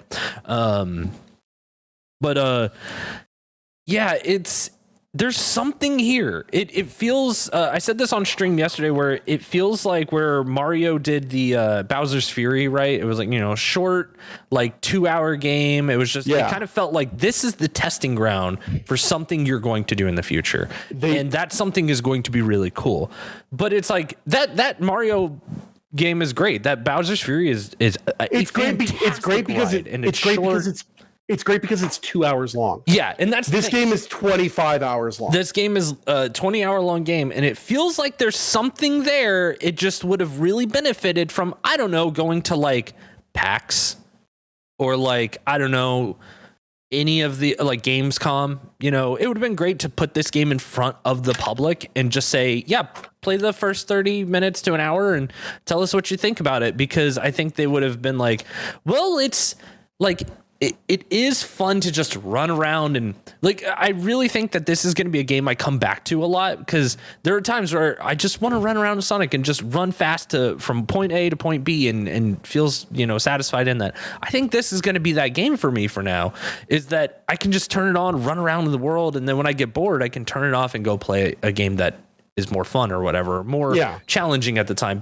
And for me, hold on. And for me, because of the way that I play video games, I'm now stuck in until I get every single fucking memory and do all this inane bullshit, and then I can be done and move on to what's next. And I don't like how boring it is. Yeah, it's just, I just think this could have done with just the tiniest bit of more time. 6 months to a year would have been great on it. But it is what it is now, and I think that for what it is, I think there's a lot of things to give it praise for. I think there's a lot of things to condemn it for. I most notably really hate that they took the homing attack away as a movement option. The homing attack is only an attack now. Like, you can't use it to jumpstart your momentum I hate to do anything. Sometimes I'll be going ahead and just because it's 3D, I'll be doing a 2D section and all of a sudden I'll just jam to the side and have to fall into nothingness because it's 2D action in a 3D world. It doesn't exactly keep that homing. Like, sometimes Sonic will just go to the left. Yeah. I didn't tell you to go to the left. Why are you wavering and going to the left? And anyway, I do find it interesting that you said that you like get off this game. I know, but I find it interesting that you said you like the hyper or the cyberspace. Those are arcadey. I like it. It's just I like time trials. I get that. Oh, I think you would like Sonic Forces and Sonic Generations then, but you said Sonic Forces was horseshit. You gave it a 0. It is. It's not. You gave it a 0. It's not a very good game. I'm not going to play it. This will be my one trial stuff. This will be my one and only. This is why I want Neon White on PS4 because that's all time trials. This is why it gets a 2 from me, is because those are far and few in between, and a lot of them are good. There are a couple that I don't like when they do ones where. I like the ones where you go fast and it's all about going fast and making jumps. They've included a couple later where it's like, okay, you need to stop and do some platforming. And it just feels like such a car crash of, I was going fast. Why am I going slow? Yeah. I get that. I really don't care about any of the cyberspace levels. Like, I think like the last ones are usually like, all right, because those are the longer ones. And to me, most of them, I'm just like, wow, this was nothing. Like, it just...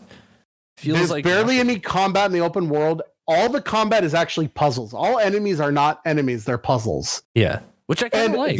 But here's the thing: that's cool the first time you do one. Yep. Yeah, and then when it's like, okay, I've already solved this puzzle, and I have to do it again. And then you're doing it, so maybe you'll get a berry to drop. It's like, oh, I got a fucking gear. I've already got more gears than I need. This was not. That's one thing I've been having trouble with my playthrough is that it'll make me want to fight the Titans over and over again. And it's that's the fucking worst part. Is okay, so there's these big, there's these big mini bosses on every map called Titans, and they're all once again puzzles. And after you I need to beat one of each type, but there's like 6, and it's like sometimes I'll just be running around and because I accidentally fell, I'll fall by one. It's like, I don't want to fight this thing. I want to run away. And the camera won't let you get away. Yeah. So, okay, this is not the Sonic episode, but that was our Sonic route. I'm going to give it for gameplay, I'm giving it a 2. For trophies, everything is pretty straightforward. The only one that isn't just like a collect everything is there's a trophy for this thing called Phantom Rush. When you get your combo meter up, you go into Phantom Rush mode. It's actually kind of hard to get your combo meter up because the timing sucks and a lot of the enemies make you like wait. But there's a Guardian in the first world that's a big giant like tower man, and you can attack his legs. It doesn't do any damage, but I just sat there for like 35 minutes and grinded that trophy out. I suggest you do that. For trophies, I'm going to give it a 4 because it is actually a quite easy platinum. Plus, if you play it on PS4, you can auto pop all the trophies except for the last one. So you just load it up on PS5. Get all the trophies except for beating the boss. Beat the boss against 2, so you get 2 platinum. So hey, for trophy wise, if you just want to get trophies, that's a easy gold. Mm-hmm. But for fun, it's a bronze, all day, every day. I think I'm still too early right now. I think it is again the best middle of the road. That's the best way I could describe it. Like if I have to give it a rating, it's silver because it's in the middle of the road. I've created a new category. I think it's one for you to check out. I think it's. I wouldn't buy 60. I absolutely disagree, and I would wait till you can get it for like $20. Yeah, like I wouldn't pay $60 for it, but if you find it for like 30 to 40, that's where I start questioning. Like, it might be worth that. It's worth $20. I'll let you know in a little secret. I've created a new category at Game of the Year called Most Mid Game, and it's going to be a nominee. Yeah, I think it's deserving of that. I think it's a very mid game. I don't think it's bad. I don't think it's, particularly great, but I am having fun with it. Despite what I thought I was going to, Now is the part of the episode where I kill my friend. Yeah, this is the part of the episode where it might be our last. No, I might not. This is the God of War episode, and I want to talk about God of War. Here's the thing: God of War Ragnarok came out, and I want to give a spoiler-free review, but I wanted to talk about God of War 2018, which I think is one of the top 10 best games of the PS4 generation. Let me start out before you're allowed to say anything. I want to read you something. Are you ready? Yeah, go for it. Where is it? Here we go. God of War 2018, winner of Best Action Adventure Game of the Independent Game Developer Association Award. 2018 Golden Joysticks Award, won Best Storytelling, Best Video, Best Audio, PlayStation Game of the Year. The Game Awards 2018 won Game of the Year and Best Game Direction, as well as Best Action Adventure Game. Gamers' Choice Awards won Best Male Voice Actor for Christopher Judge. I'm not talking about all the categories it was nominated in also. Right. The... what is it? 22nd Annual DICE Awards, Game of the Year, Adventure Game of the Year, Extending Achievement in Art Direction, Extending Achievement in Character Direction, Extending Achievement in Original Music Composition, Sound Design, Story, Game Design, Game Direction, Writers Guild of America, Outstanding Achievement in Video Game Writing, South by Southwest Game Awards, Video Game of the Year, Excellence in Visual Design, Excellence in Design, 19th Annual Game Developers Choice Awards, Game of the Year, the 15th Annual British Academy Games Awards, the BAFTAs, Best Game. This is basically like the Oscars for Britain, but they do more than just movies. It won the BAFTA for Best Game, Audio Design, Music, Narrative, and Jeremy Davies, who played Balder, won for Best Performer. Christopher Judge, Daniel Basutti, and Sunny Siljic are also all nominated. It was by almost every major board called a fantastic, perfect game. Now you, Chris, who is apparently knows better than the BAFTAs, go ahead. This game is no more fun than Arkham Asylum or any of the games that play. You're like the that. dumbest person I've ever met. Look, I do what's your understand. History? What's your history of God of War? I've played the first one and I said, "Oh, this is neat." Not exactly my game. A little like, I think it kind of just came out at like the wrong time for me, where I was just not looking for those kind of games. So it wasn't my kind of game. Like Yakuza was that too when it first came out, because like I played it and I was like, oh yeah, this is neat, but like it's not my kind of game. So I kind of didn't really play that until, much later in life, where I started playing the Yakuza games and loving them. Yeah, I didn't have a lot of fun with this game. I loved this game. It was, I think, looking back at 2018 was a stacked year. It was not, I'll say this, it was definitely in my top 10. It wasn't my top, because that was also the year of Control, and that was my number one game of the year. That was also the year of Spider-Man and this. And those switched spots between 2 and 3 for me.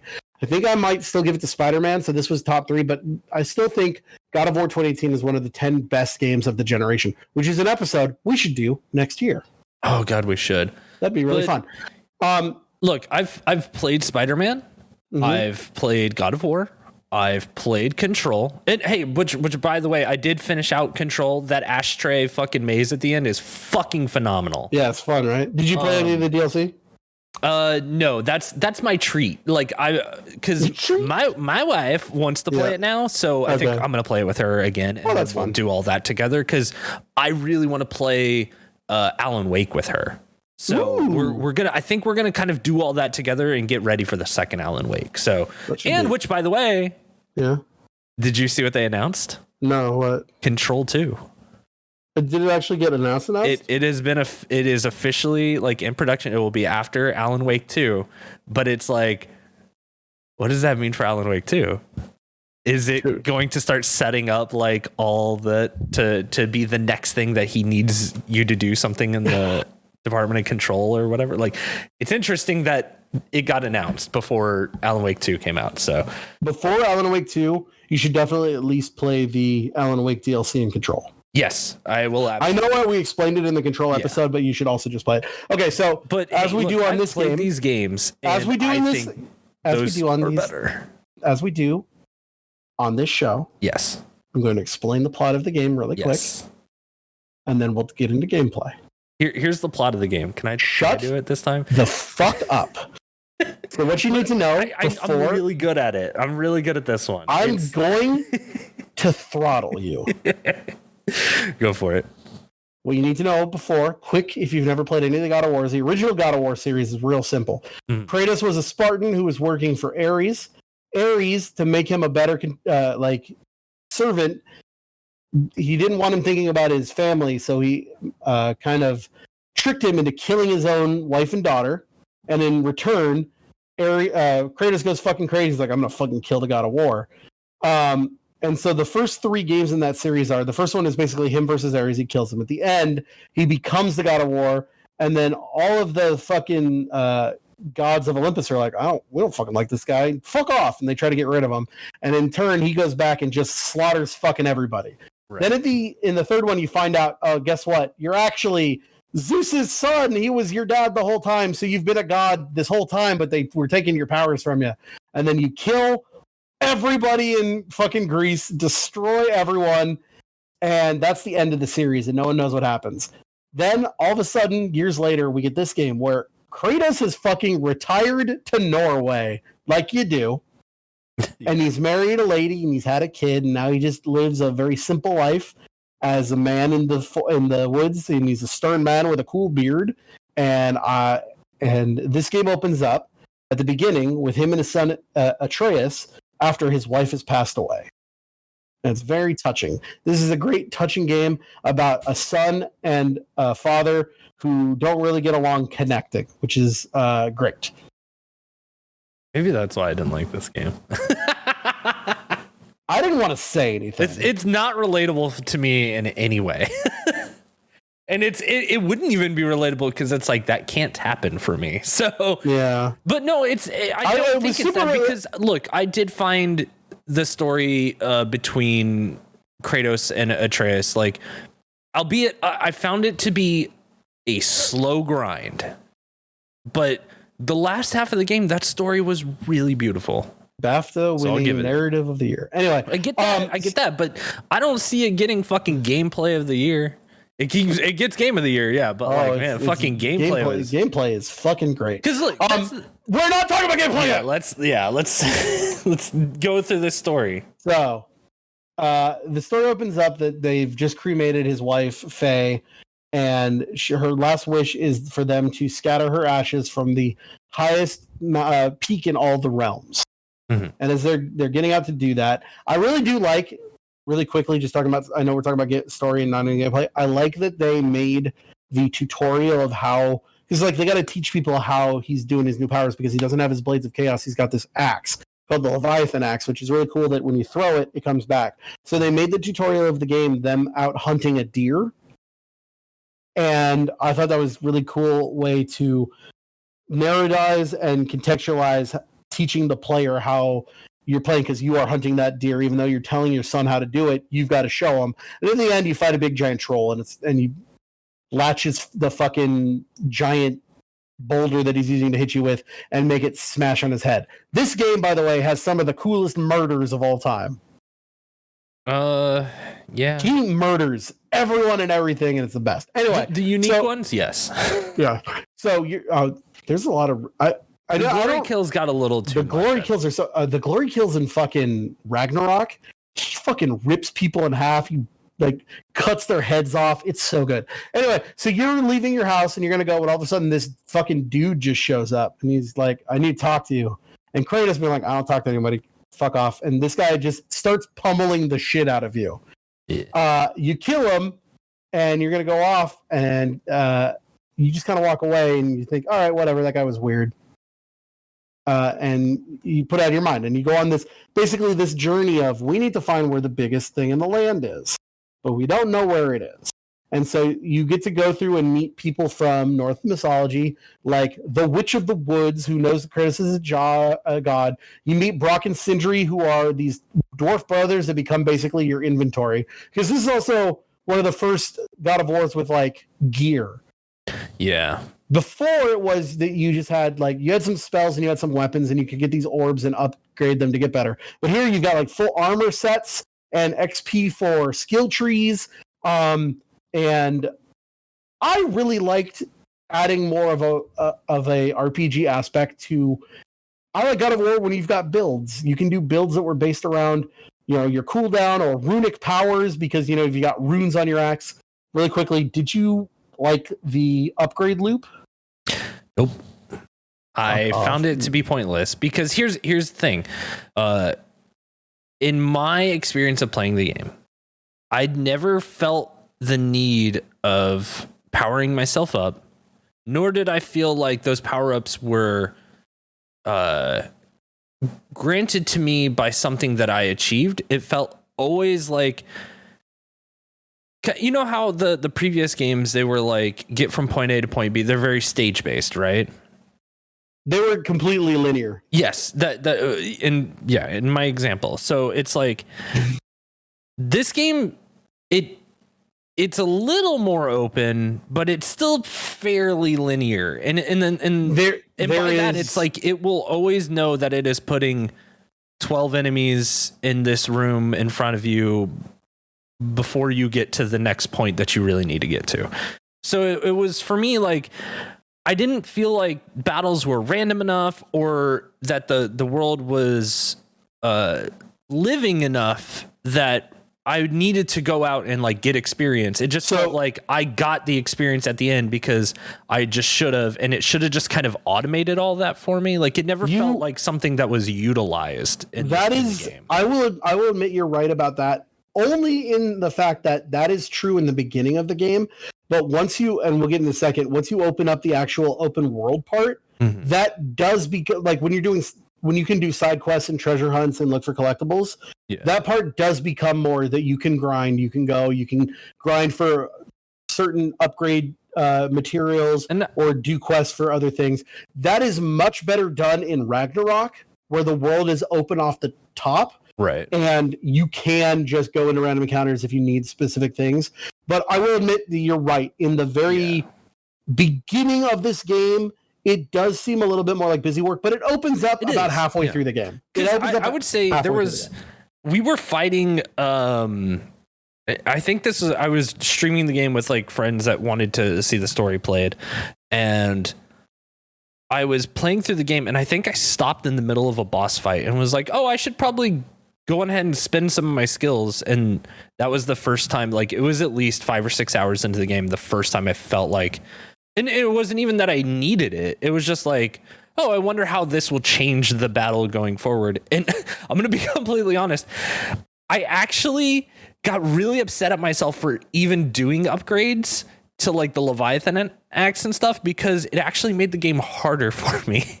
Because now, instead of like in this game, there are tons of puzzles that you have to do, and the puzzles are the best part of the game. So many puzzles. I love puzzles. Puzzles are the best part, but even though they're still fairly easy, the best part is everything. But okay, a lot of times you have to like move an item and throw your axe at it, and the axe will freeze it into place, right? But once you upgrade your axe so much, you will get this ability that when you call the axe back, if you hold the R1 button just ever slightly longer than you would just tap it, then Kratos starts this animation where the axe comes back to him and then he'll swing it forward at like to hit somebody. And when you have puzzles that are like, I need to,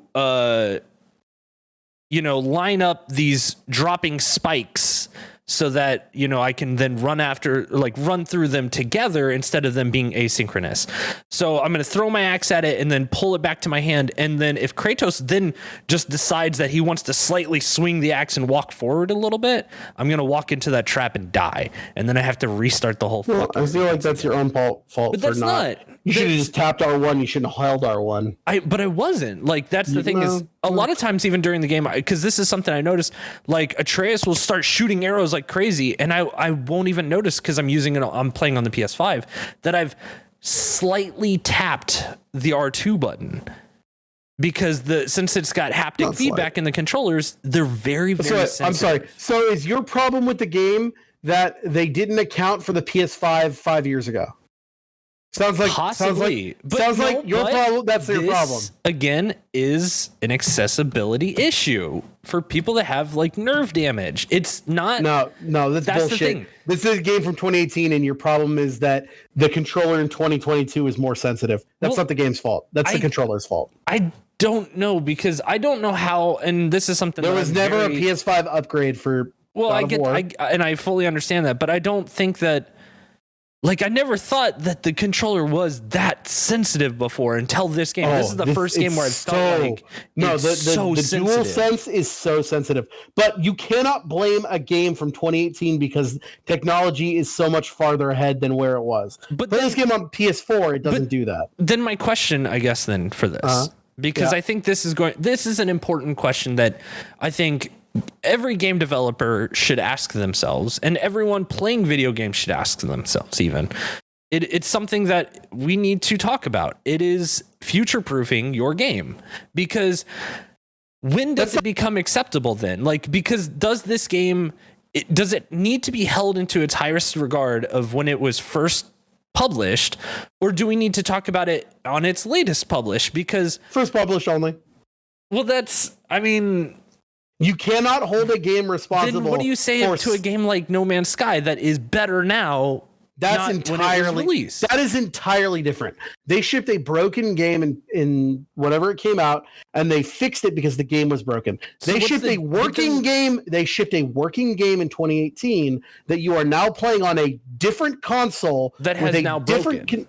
It's not broken. It's broken the game, though. That's the thing. It's not broken. You're just playing it wrong. That's the thing. It's just the inverse of the question. It's they shipped a game that was working, has now broken because the controller that you were required to. Can you use a PS4 controller on a PS5? No, just play it on a fucking PS4 then. Well, but that's the thing. Is like, why even make it available on the PS5 if it's going to play? Because everything is available on the PS5. It's backwards compatible.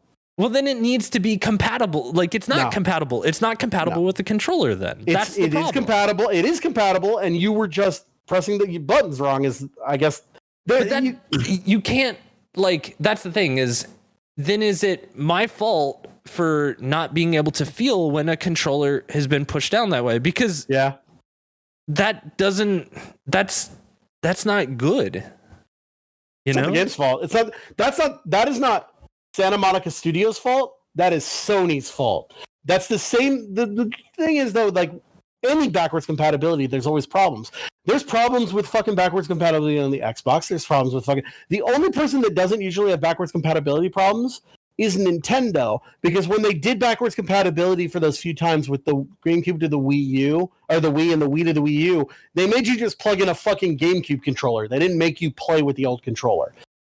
That's a problem inherently with backwards compatibility, is that we're telling you, we've made you the ability to play this old game on the new system. It might be different, but you have that option. If you'd like to play it as it should be, go fucking play it on a PS4. But I guess that's where I think that it's unfair to look at it in that way, because then I feel unfair. Like you're basically unfair. Discrediting like something that is a major flaw to this game. It's not a major flaw, because you are the only person with this problem I've ever heard of. A flaw. Well, I don't know.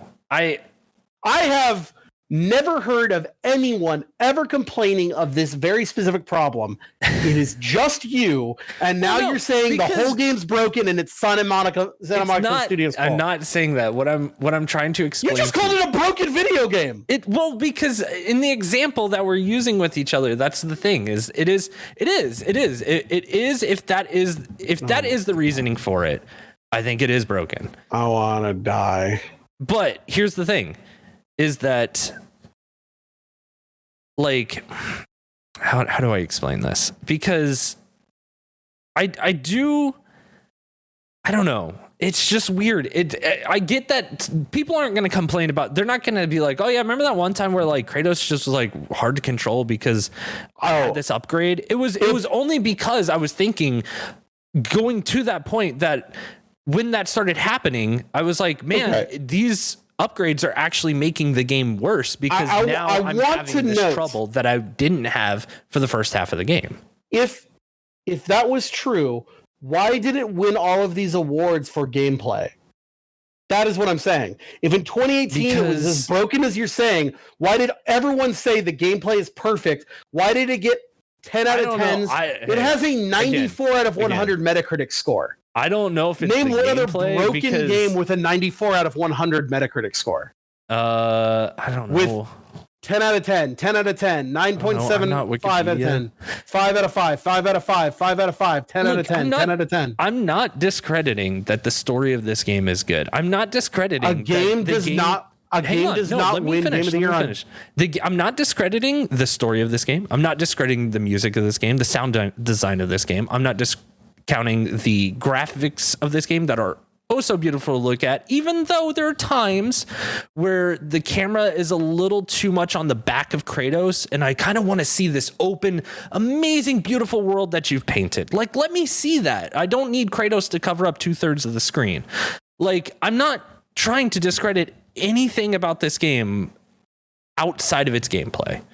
The game, I think it's the gameplay of this game that it's definitely not a game for me, because I noticed playing this game, I was like, oh, I get it. I get why people like this game, and I get why it won Game of the Year, because it is the exact same game as every game that has come before it in this genre. It is Uncharted 1. It's Uncharted 2. It's Uncharted 3. It's Uncharted 4. It's The Last of Us 1. It's The Last of Us 2. It's God of War 2018. It's God of War Ragnarok. They are all the same game with a different coat of paint on them. And they're those games that win awards. It's the same way with like the Academy. It's the same movies that win. They kind of do the same thing. They're not super like, I don't know anyone out there who's like, oh my God, that movie where Leo gets fucked by a bear is the greatest movie of all time and everyone needs to sit down and watch it. It's like, no, it's that it is technically a marvel to look at, and it is a technical standard that it is setting. 10 out of 10. It means that everything is perfect, and the game has over 100 10 out of 10s. So I don't know what the fuck you're talking about. I don't know, because you have a very specific problem. Gameplay. You have a very specific problem that only you are experiencing because you're playing a PS4 game on a PS5 and you're calling the game garbage because of that. I think you're getting hung up on one of the gameplay issues that I had, because again, I think it is as a whole the gameplay of this game. Again, that is the message I'm trying to send here. It is not just the one. Okay, well, that's the only thing you've given me. On so the controller. That's all I have so far to go. So on top of that, well, because every time I want to talk about story, I know, or the gameplay, I know we got to talk about the story, and I know that like here's again, it's the story is just you and your son who don't connect very well. He seems very attached to his mother, obviously, and just lost his mother. I know what it's like to lose a parent at a young age. Like, Kratos is a very stern, he's a Spartan. He wants to raise Atreus as a Spartan warrior, which they go more into this game, how like the Spartans treated kids like shit. Yeah. And so he's very stern and cross, and he's like, we will do this, and this will be the journey, and you will learn to be a man, and there's no questions. This is how it's going to be. And over the course of this game, Atreus teaches Kratos that he doesn't have to be so fucking stick up his ass, and that they can be together as father and son and love each other and show emotion. There's an incredibly fucking touching part of this game that will stick with me forever. Where after a big fight where they're yelling about what they're going to do, Atreus is sitting on a log looking away from him, and Kratos looks at him and he wants to reach out and touch his shoulder because he loves his son, but he doesn't because he doesn't have the emotional maturity to do it. And then in this game, in the second game, God of War Ragnarok, Kratos is the greatest dad since Ethan Winters, and like he fucking loves his son, and there's this great touching point at the end of it where I want to talk about it. Okay, spoilers for God of War Ragnarok for the next 10 seconds. Okay. You care? There's this part at the end where Atreus has to go do something and they're going to split up. And Atreus says, I mean, I don't want to do this. I don't want to leave you, father. And Kratos says, does it scare you to go? And Atreus says, yes. And Kratos goes, then that's why you must do it, and gives him a big hug. And he goes off, and I cried like a little baby. That sounds great, but that's not the gameplay of these two games. Yo, fuck it. The story. The reason I like this story is because the story is fantastic. The story is great. So that dude at the beginning that you beat up, that had all these tattoos on him that you fucking killed, he comes back and he's fine. It turns out that's the god Balder. Yes. And the whole thing is that Odin has sent Balder to get Kratos and his wife because his wife knows something about Ragnarok. And so you are on a journey to get to the highest mountain. And the reason I love the story of God of War, the first one, as much as I love the Ragnarok one, is because literally it's the story is like, we need to go on this quest to scatter your mom's ashes, while all these shithead Norse gods are like, well, I want to talk to you. And Kratos is like, I don't fucking talk to you. You're a god. Fuck off. And they make him talk to him. You fucking murder fucking Thor's sons. You fucking find out, that the Witch of the Woods is Freya, and she helps you on her quest. And she put a fucking curse on her own son Balder to make sure that he would never be hurt, because there was a prophecy that says he was going to die, and in putting that on her, he can't feel anything anymore. He has no, he can't feel emotion or warmth, and it's driven him insane, and he's going to fucking kill her. And there's this great part at the end of the game where you've taken the spell off, you found out how to stop his immortality, and he is literally killing fucking Freya, and Kratos makes the decision to fucking snap his neck like a twig, and you think, oh, okay, he saved her. What does Freya do immediately? Fucking attacks him because he killed her son, and she's like, I'm gonna fucking ruin your life. And Kratos now has to realize that no matter what he does, he is such a force of he only knows one thing, to kill, and it ruins everything around him. It's a great fucking story. All right, I got it out of my system. You want to talk about gameplay? This is the greatest fucking gameplay of the God of War series. It's not. Because you have those two weapons. It is never not fun to bury my fucking axe in a fucking dude's head. I think that the combo system is so pristine. It is, you've got basically a light attack and a heavy attack, and you can throw your axe. Mm-hmm. You can also get. There's a scene where you have to do something, and you realize you're going to hell. Where in hell, your Leviathan axe will do nothing because hell is where cold comes from. And Kratos realizes he has to do something, and there's this awesome scene where you go back to your house, and the fucking ghost of Athena shows up, and she's just that's when you get your chains again. What? That's when you get the fucking blades of chaos again. Well, but her whole scene of all you are is a destroyer, you fucking worthless piece of shit. You're just going back to it because you can't do anything but kill. And Kratos is just sitting there taking all this emotional abuse as he fucking unearths from the bottom of his house the blades of chaos and wraps the fucking chains. The chains that were basically his bond to Ares, while he's just realizing no matter what he does, he can't get away from the destroyer is. What a fucking amazing part of that game, because no part of anything before that game came out showed the blades of chaos. Yeah, which is very cool. And even that lead up to where he's got to get them again and stuff, that was all great. But and you know what? It was at that point, which was about, I want to say 7 hours into my playthrough. 7 to 10. Yeah, it's somewhere in there, right? That I finally said, oh, this combat is fun. The Blades of Chaos, that part was fun. And that was only for the last 3 hours of the game. Well, I mean, the game is much because longer here's than the thing. 10 hours, but okay. Again, my biggest complaint with this game, and I was complaining to friends about the story at first, only because the story is slow. The story does take a little bit to set up, but once you get into it, it's great. And I understand that it's a video game, and that's kind of how video games work, is that stories kind of start a little slow at times. It was just that on top of that, I had this gameplay that was just, you walk forward a little bit, and then you're in anytime you walk into a circle in that game, if you look in the field and you're like, oh, the field got bigger. Oh, it's a circle. I'm now bound to this circle, and enemies are just gonna keep appearing in it. I mean, that's fucking. Hey, that's God of War. That is God of War 1, 2, 3. I get that. Chains of Olympus, Ghosts of Sparta. That God of War is the origin of what I call most people call them like there's old games that call hallway shooters, where it's like the linear first-person shooter. That's a hallway brawler. That's how God of War. All the original PS2 God of War and PS3 God of Wars were you would walk into a new room, fight the enemies, look for the chest, go on. The beginning of God of War 2018 is that. It does open up, but I mean, God of War Ragnarok is still that too. That's just how those games are. And I mean, I totally get that. I don't see anything wrong with it because the combat is so much fun and it flows so well. The thing about the combat that I love is how well you flow from one weapon to the other and how the combo system works.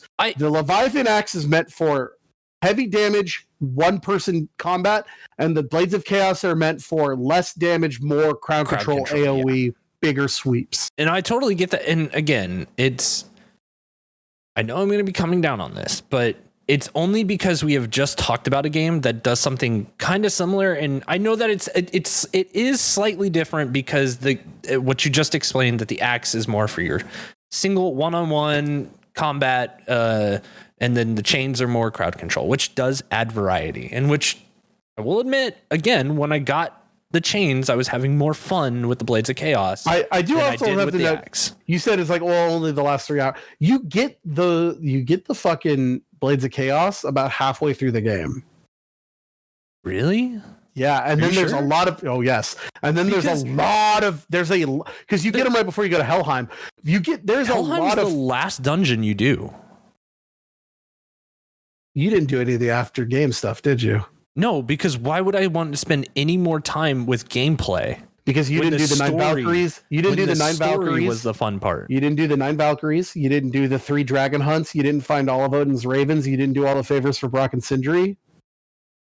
Yeah, because again, fucked up. The story is very good. The gameplay is not. Why would I want to suffer through more of the gameplay? Yeah, you're right. The 10 out of 10 game of the year gameplay was terrible. You can't. Hey, listen. I'm not. I do want to say out loud, just so everyone knows.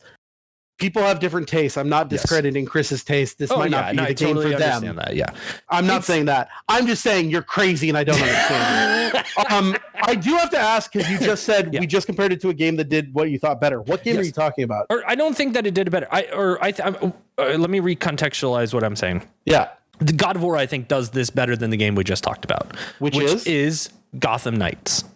Oh, about a bit of 1,000,000,000%. Gotham Knights was horseshit. Yeah, but it's still the same. Walk into room, mash square until enemies are gone.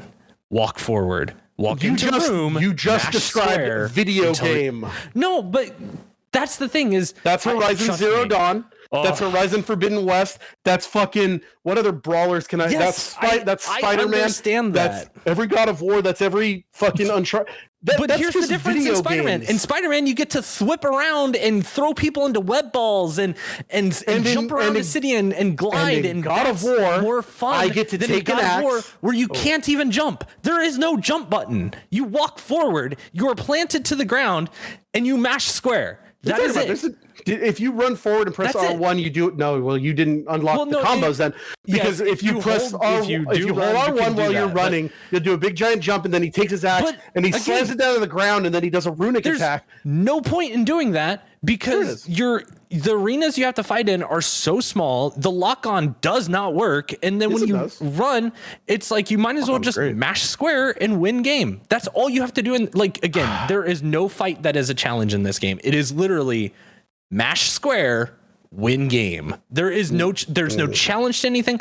Yes, the last Baldur fight, you do have to hit X a couple times to dodge whenever he'll pull his arm back, and you'll be able to tell because there will be this big glowing yellow circle that pops up on the screen, and you're like, oh, I better hit my shield real quick, or I better dodge so he doesn't hit me, and you just do that real quick, and then it's like, okay, keep moving, hit mash square and win game.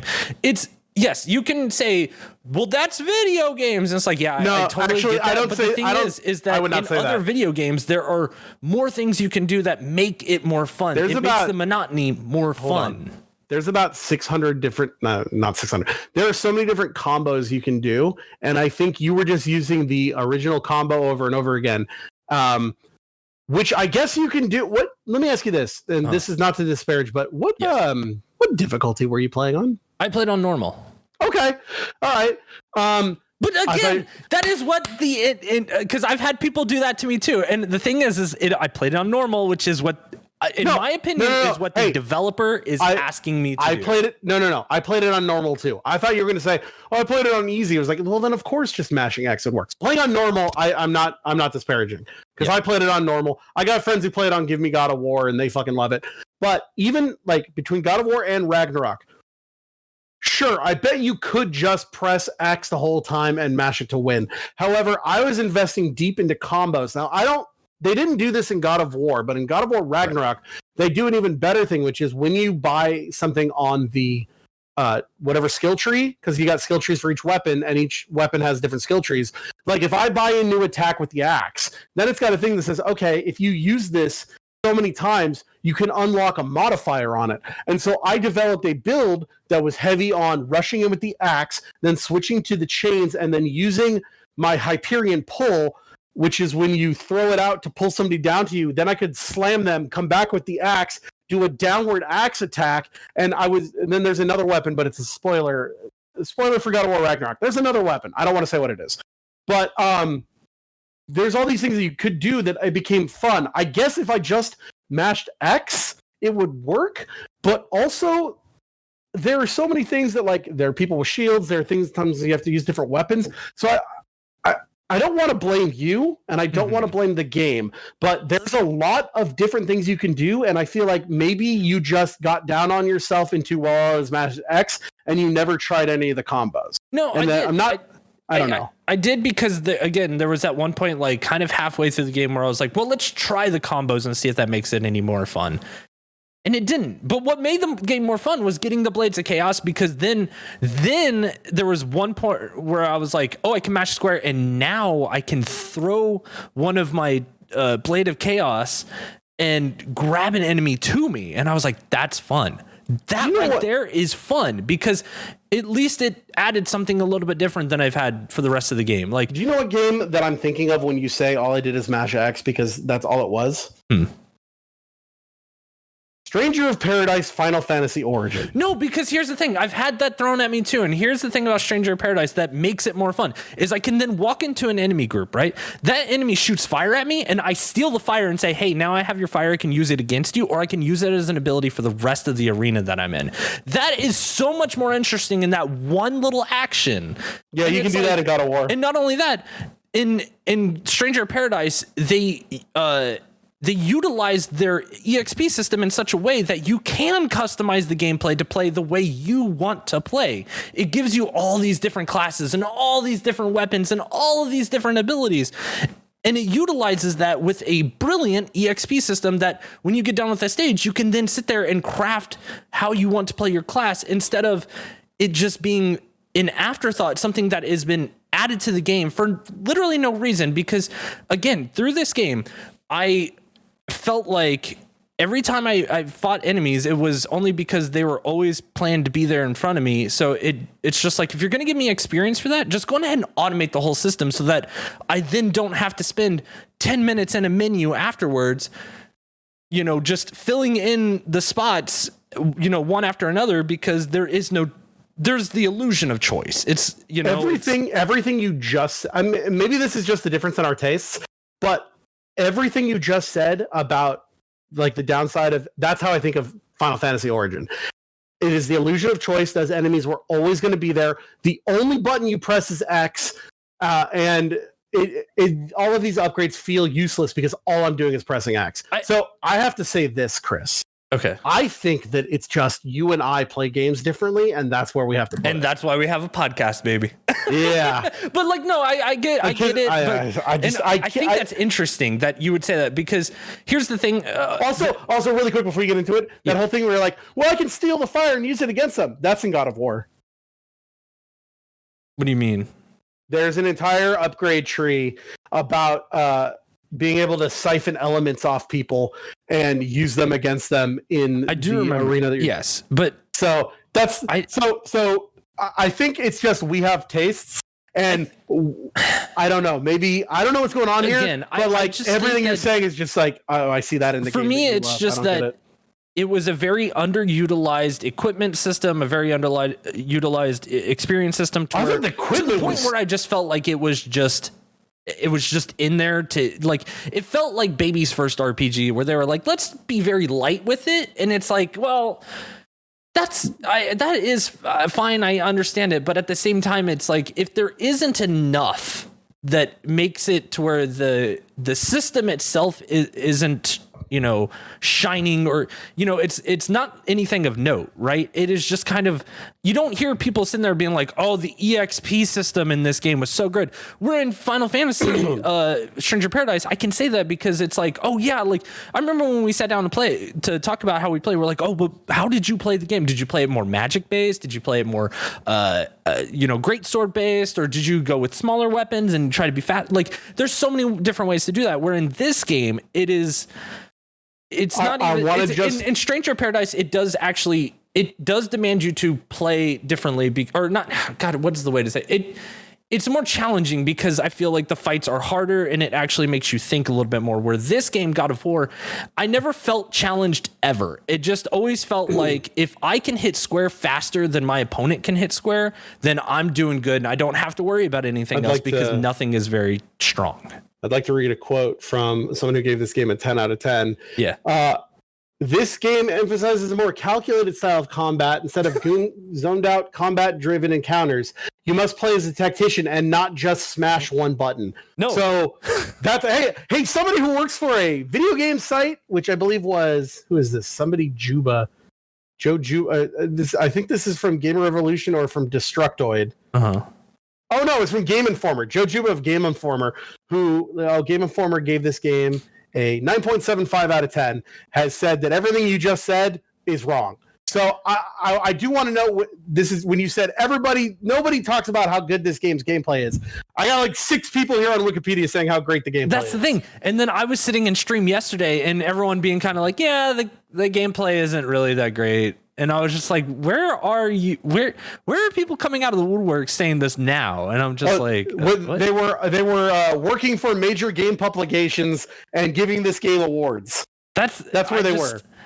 I don't know. I feel like I got the wool pulled over my eyes again. Where like Darksiders, it's just like, what a great game. No, it's just the same kind of thing where it's just like I keep hearing about all these games that are great, and then I play them and I'm like, yeah, they're not. Like, granted, again, I don't want that to be mistaken as like, it wasn't beautiful to look at. It wasn't beautiful to listen to. The voice acting is amazing. Everything else is great. Everything else in this game, I get why I got a 10 out of 10. When it comes to the gameplay of this game, I'm very suspect because, again, it just feels like we are looking at the same game over and over. I want to once again note, this game got a 94 on Metacritic. Yeah, but Stranger of Paradise has a 60. Yeah, but I don't know. I feel like the gameplay overly complex and one-dimensional. I think we have to just chalk this up to we both had different opinions. And mine's right. Look, I think we could keep yelling at each other 100 times. Totally. But I want to say this. This game's a platinum, 10 out of 10, a million. I want to talk about the trophies. Yeah. This game gets a 5 out of 5, and I'm the only one rating it this afternoon. Hey, no, because I'm not going to be that hard. All right, go ahead. Honestly, I would love to hear what you get. I think it's a silver.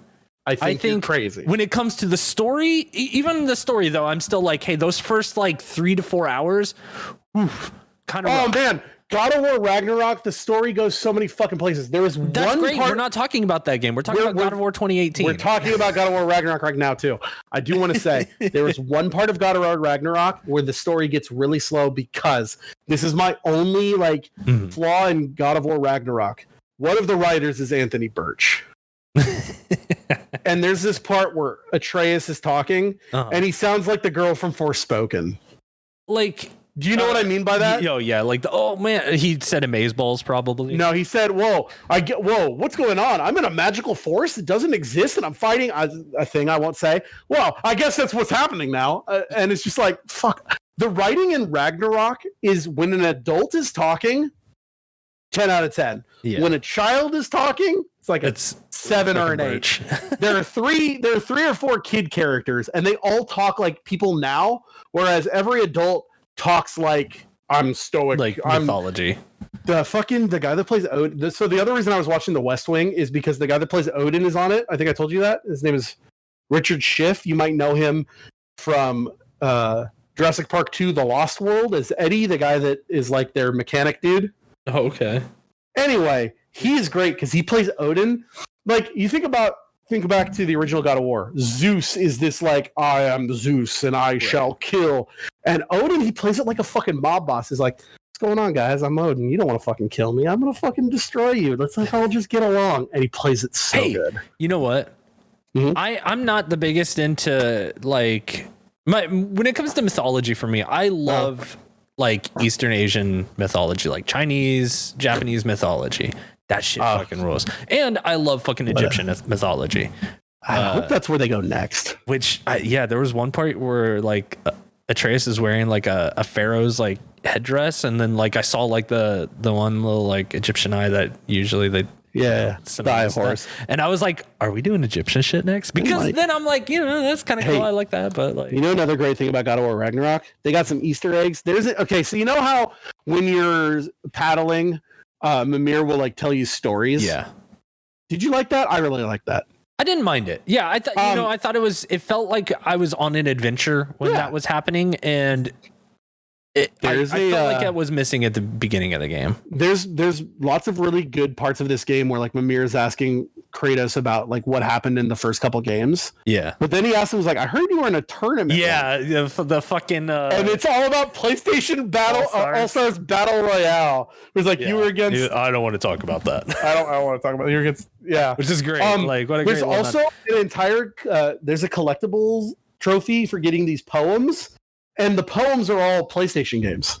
Oh, that's cool. Did you hear about that? No, I didn't. I have it pulled up here. So there are these 14 or 13 poems you have to find by something called Kavasser.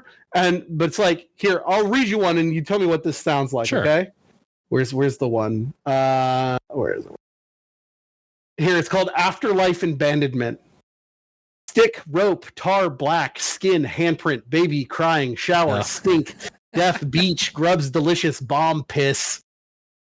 And you collect them and you put them up in this little trophy case at your home base, and it's the fucking United Cities of America logo, where it's the United States with the fucking spiderweb over it. There's one for Bloodborne. There's one for Astrobot. There's one for what the fuck is it called? The one for Days Gone is called the original name of Days Gone, which was The Dead Do Not Ride. Oh, interesting. There's one for Concrete Genie. There's one for Dreams. The one for Ghost of Tsushima is a haiku. I like that.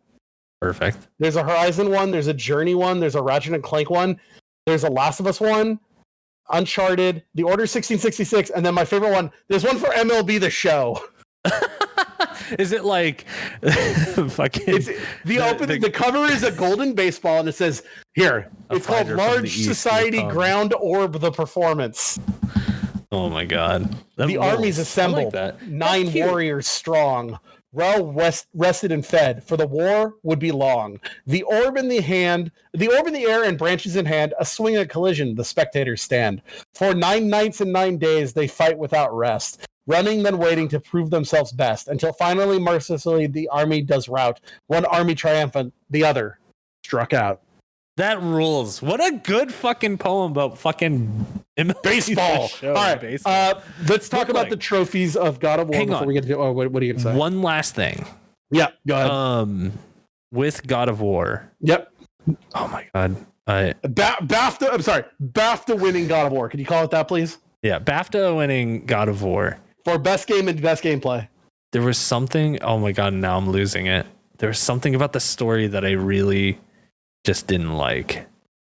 Oh fuck. Okay, I really you know like we skipped this. The story's usually my favorite part. I want to say one of my favorite parts is when you meet Mimir, who is like the world's smartest man, and you need his help getting somewhere. And Odin is imprisoned in a tree, so you have to fucking cut his head off, and then bring it to Freya, who can resurrect him as just a head, and then you just wear him on your belt for the rest of the game. Yeah. I thought it was kind of okay. Big spoiler. At the end of the game, it was funny whenever you go back to your house and you're like, rest, boy. And you lay in bed and Mimir is still attached to your ass. And I'm like, is Mimir just going to lay there in bed with us? Like, what's going on here? And I thought that was funny. There was seriously something, though, that I was just What did you think of? I want to talk about this because this was the big reveal at the end. What did you think at the very end? Oh, so that's it. At the end of the game. I didn't like the end of the game. What? You get to the highest tower in Jotunheim, which is the land of the giants. You spread her ashes, and you've been finding these. The giants are all about prophecy, and so you've seen that the giants prophesized, and your wife Faye, whose full name is Laufey, if you know Norse mythology, you know what that means. You find that they knew this whole journey was going to happen, and at the end of it, Atreus finds himself on the wall and says, "Why did they call me Loki?" Yeah. And then it ends. I felt like Kratos should have like turned to the screen and like, wink, but Fuck off. I didn't like the end of the game only for one reason, and it is because when I got touching. No, it was because when I got to the end of the game, I was like, oh fuck, I only played the first half of the game. Fucking Ragnarok is literally like, it just we fought Baldur and Freya at the same time, kind of thing. Yeah. Like that fight was really good. I just didn't realize that was the last fight of the game. Baldur has been only person you've been fighting this whole time. Which, by the way, like at that point, I was like, "Oh, that's the end." Because in my head, I was like, "Oh, well, now we got to go and take down Odin." He's kind of been the character in the background, but it's like, "Oh no, wait! There's literally no reason to because the only three characters they've ever put in front of us that were antagonists are Baldur and Thor's sons." That's it. There's a bunch of people from Hell and the Dark Elves, and the Dark Elves are. you didn't go and do all of Surtur's trials in Mustafar, not Mustafar. Mustafar. Muspelheim. We would have gone Mustafar. It would have been a way better game. You didn't fight Darth Vader on Mustafar. You didn't go and do all of the Niflheim workshop. There's this cool thing in Niflheim that you do. It's all post game. That's basically like these puzzle mazes that is really fun. In Muspelheim, there's all of these trials for Surtur. You didn't fight the nine. You didn't fight the 9 Valkyries. You didn't fight the 3 dragons. No, I didn't do any of that. But the thing is that like I got to the end of the story, and then the story was like, oh, by the way, like I'm sorry. So your complaint is you played the entire game and got to the end of the story, and then the game said it's over, and you're like, why is it over? This game I don't like. It just kind of like it. I will say this because it's one of those things where in like hindsight, I see how the story, it felt like a nice, like, and then the heroes rode off into the sunset knowing another adventure was on the way. And then you softly close the book, you pull the little night lamp down, and then you say, good night, Tommy. And then you walk out of the room and shut the door. That's what you and wanted? Then that's what it felt like. It was what it felt like was, we got to the end. Oh shit, there's so much more, and Odin's fucking pissed. All right, I got to the end and I was just 5 like, years. Oh, I guess I have to play another game to see the end of this. That's like every video game. No, but like Mass Effect. To me, I get it. That Horizon. It could be totally good. It was just, I think it was because the game is already out now.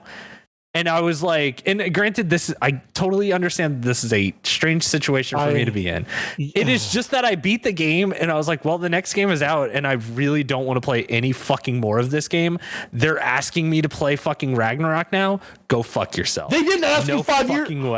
I fucking hate your takes on things because I get that's yeah, almost all of your complaints whenever we talk about old games are, well, it's 6 years later and I don't like that now this happened. It's like, that didn't happen 6 years ago. Yeah, but the game, I don't see where the gameplay would have been any more fun 4 years ago 4 years ago when it 4 years ago on the PS4 where it was the greatest selling game of the year and won multiple BAFTA. Yeah, the multiple BAFTA winner. Control, amazing fucking game. That game came out 8 months later. Metroidvania like things where you kind of have to keep coming back to certain doors and whatnot. If God of War did it, but Control did it way better. They do that in this game. Spider-Man, same kind of shit where like combat is pretty basic, but like at least it's fun because you're like swinging dudes with webs. And hey, I'm not disagreeing with you that those two games are better than God of War, because I do think I like those two games more. But those are my top 3 of 2018. It's fucking Control, Spider-Man, and God of War. So if your argument is those two games are better, I agree. You're saying this game is dog shit,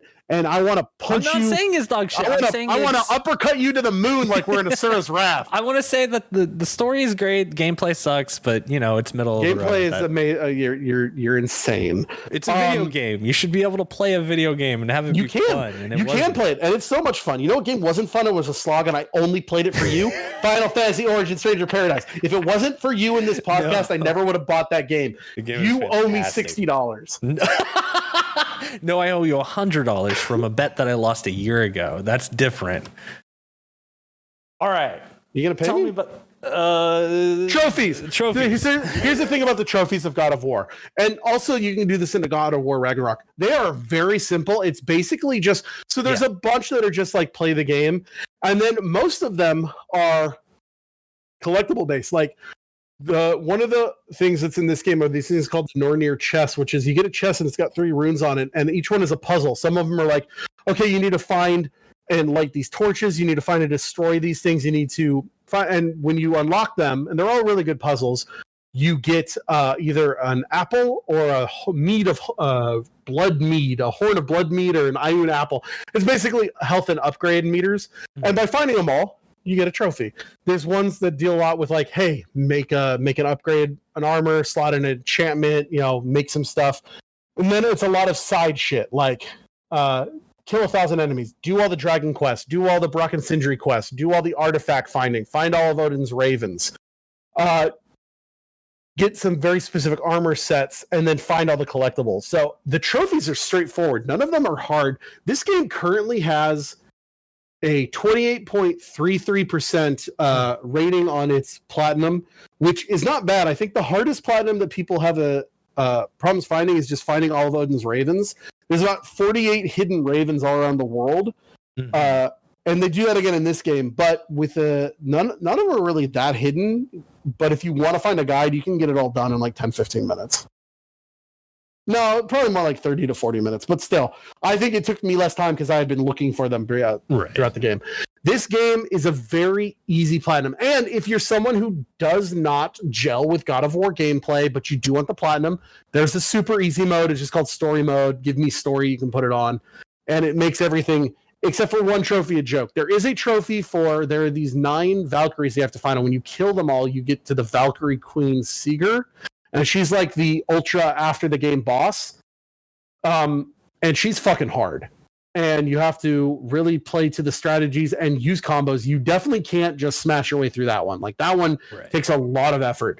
I've seen a lot of people who said that they just got it on story, but even at story, you need to be fully upgraded, max level gear. And even then, it can take some time. Now, I will say, once again, if you're not someone who is good at gameplay, the accessibility options in this game and God of War Ragnarok, amazing. They added one for God of War Ragnarok, which is if you're just having a hard time, even on story, and like you're just not getting it, some people just don't get this gameplay. They added a thing that major bosses, as long as you can get them to half health, if you die when you come back to them, they start at half health. Oh, that's nice. Yeah. There's also a lot of good accessibility options for like colorblind mode, tapping or pressing buttons. They do have like if you're not good at tapping during mini games, you can just hold. All the kind of stuff that Sony really is doing well to like integrate into all their games. Yeah. So for trophies, I give this a 5, a platinum. It's so easy and rewarding, but fun to get everything. It's basically just do everything. Yeah. And also, I'll say right now, I'm going to rate God of War Ragnarok and its trophies. God of War Ragnarok, the story's even better. The gameplay's even better. It's a platinum. The trophies for God of War Ragnarok, also the same. It's do all the story beats, do all the side, not even all the side shit, most of the side shit. There's some side shit you don't have to do, but you can just do it if you want to. There's not one, but 2 hidden after the game bosses. There's an entire arena.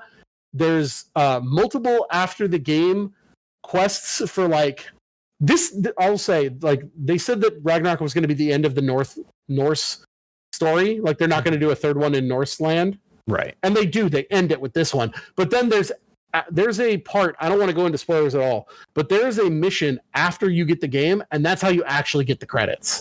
They don't show you the credits until you beat this thing after you beat the game. It's super cool. It's kind of cool. Yeah. I liked how they did the credits in the first one, where you like spread the ashes and then you turn around and the credits start and you start walking back. I was like, that's kind of cool.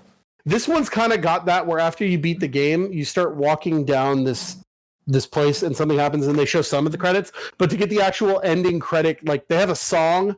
The person who is the composer of this game is Bear McCreary, who you might know from a million other things, but also like I think the biggest thing most people know is he's the guy that did all the score for Battlestar Galactica. Interesting. And he wrote an original song that's for the credits, and it's quite good. Oh, right on. So that's God of War.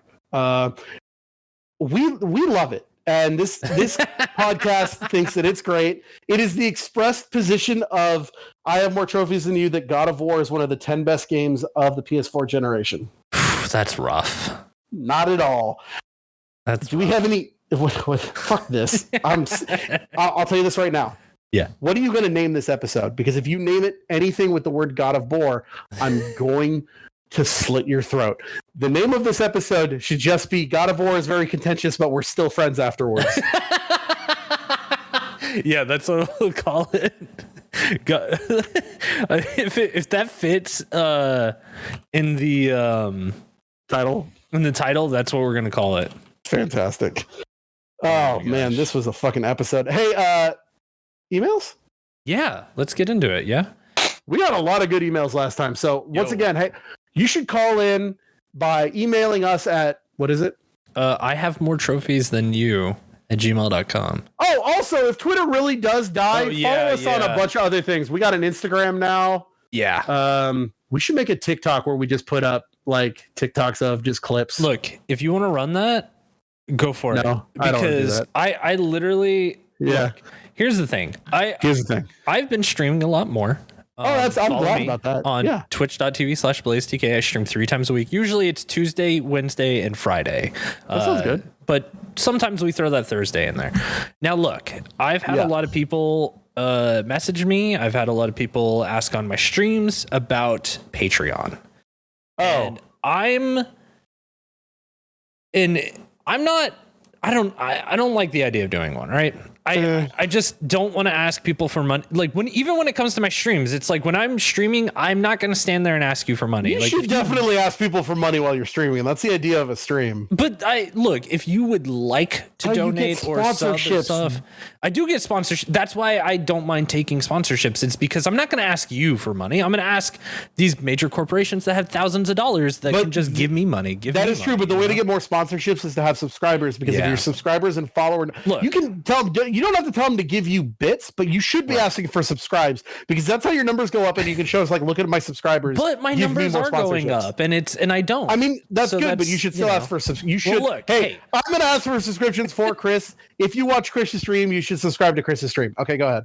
If I'm doing a good job, please, yes. If you feel as far as courteous, Patreon but goes, I've had people ask about Patreon for this show, and the one thing I want to tell everyone right here, right now, on this platform where everyone can hear it, I do not like the idea of it. Only for one reason. I don't. When it comes to this show, especially, I don't want it to be about money. I want it to be about having a good time and putting out a quality product that I am happy with, right? Like, I love doing this show. It's so fun.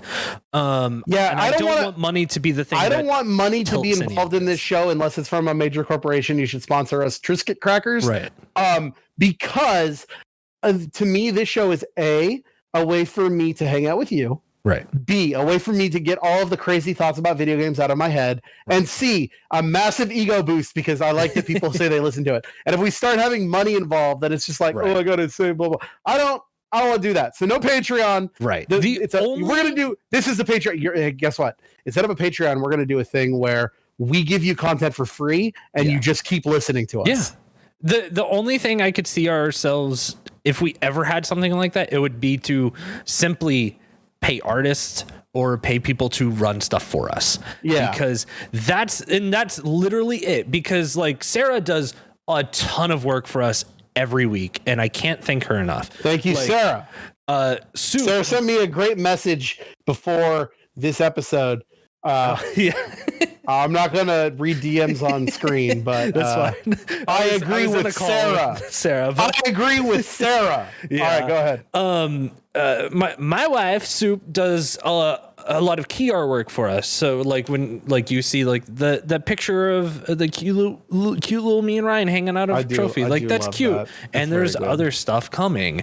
Shouts out to Kirby for doing our theme song. We have a custom theme song for this, and which I love our theme song. He rightfully got paid for it. But the thing is like, and it's for me, it's like a lot of work to edit and put together an episode, and Ryan does a lot of the heavy carrying when it comes to the episode itself. So like we're all working together, but it's like, yeah, I would love to pay our artists, if we wanted to get more music made for the show, I would love to pay people for music.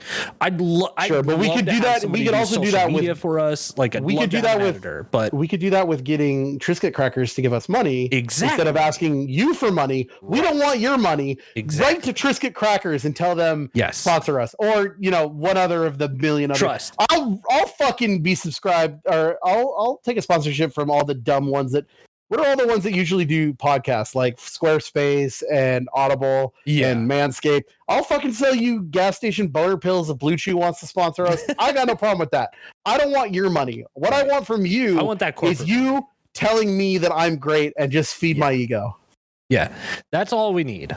So, no Patreon, but also tell anyone on everything else. Follow us on things and tell corporations to give us money. And there will be more coming out because again, we don't know what's going on with Twitter. I think it's going to be fine at the end of the day. But Twitter's going to be fine. Everyone's fucking listen. It's fun to feed into mass hysteria. Yes, but Twitter ain't going anywhere. Yeah, it was all the meme on Wednesday night. But again, just follow us where we start putting things out because we do have an Instagram now. We're looking into TikTok. Like we're looking into just getting everything solidified so that worst case scenario, at least we have the handle for it, so you know that it's at least us hanging on to it and whatnot. So just follow us and just be prepared for anything that may or may not happen. Probably we're not going anywhere anytime soon. That's really all that matters. But because we got Game of the Year in a couple of weeks. I know. I can't wait. Cannot wait. Can't fucking wait. That episode's gonna be long. Everyone get ready for it because we have a whole year to talk about now. But what we need to talk about now is an email. We have an email from our friend Dustin.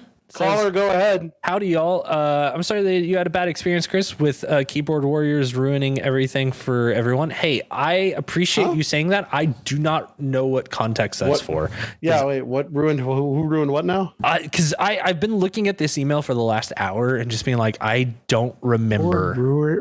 Was that from last episode? It must have been from last episode. Something about comments, maybe that I was just like, oh yeah, comments. Oh, maybe because that's why I stay more private, I guess. I don't know. Maybe. I don't know. I think we were definitely talking about how like I love when people type shit like Dr. Ryan sucks because I love that I've ruined their day by just existing, and you were just like, oh, I'm not like that. And I was like, okay, that's fine. Yeah. Maybe. Once again, though, we have to point out that there are two people. There's an angel and a devil on your shoulder when you're listening to this. Yes. Chris is a decent, good person. Nope. I'm a fucking monster and I love it.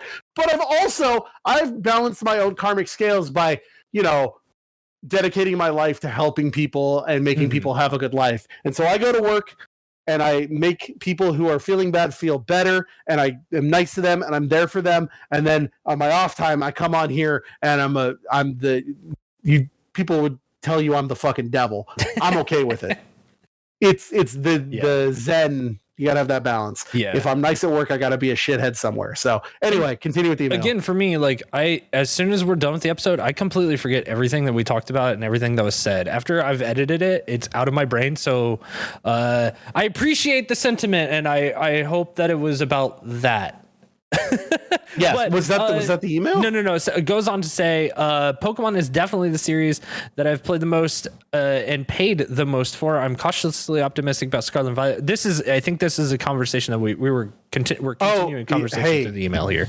That Scarlet and Violet look like they came out like dog shit. Have you seen all that? I've seen a lot of it. I don't care if I spoil this. Have you seen the Flamingo? There's a flamingo? There's a Flamingo Pokemon. Oh, that's cool. I like Do you know what its flamingos. name is? Flamingo? Yeah. Do you know what it looks like? A flamingo? Yeah. Wait, is it literally just called Flamingo? Yeah. Why is it? It should be a fire Pokemon called Flamingo. You would think that it's flying fighting. I want to say. Look, really check this out. I've just seen a lot of broken shit. Yeah, it looks technically bad. I've seen a lot of people be like, "Oh yeah, this is technically the worst one." I just sent you the picture. How do you feel about Flamingo? All right, that's not real. That's real. That's not real. Yeah, that's where we are in Pokemon now, folks. So I hope you guys are enjoying Scarlet and Violet. Well, shut up. What? It doesn't evolve. It's just a flamingo named Flamingo. Just a flamingo named Flamingo. So, yep. Oh, it doesn't have an N. It's called Flamigo. Flamigo, yeah, it's Flamigo. It's not called Flamingo. It's Flamigo. There's also Mario mushroom. Yep. What? There's this one you could just that's Mario mushroom. Okay, I saw there was one that's a little treasure chest mimic that turns into a gold skateboarding man. Yeah, That's don't know cool. why it turns into a gold skateboarding man, but gold skateboarding man is pretty cool. Here's my one thing.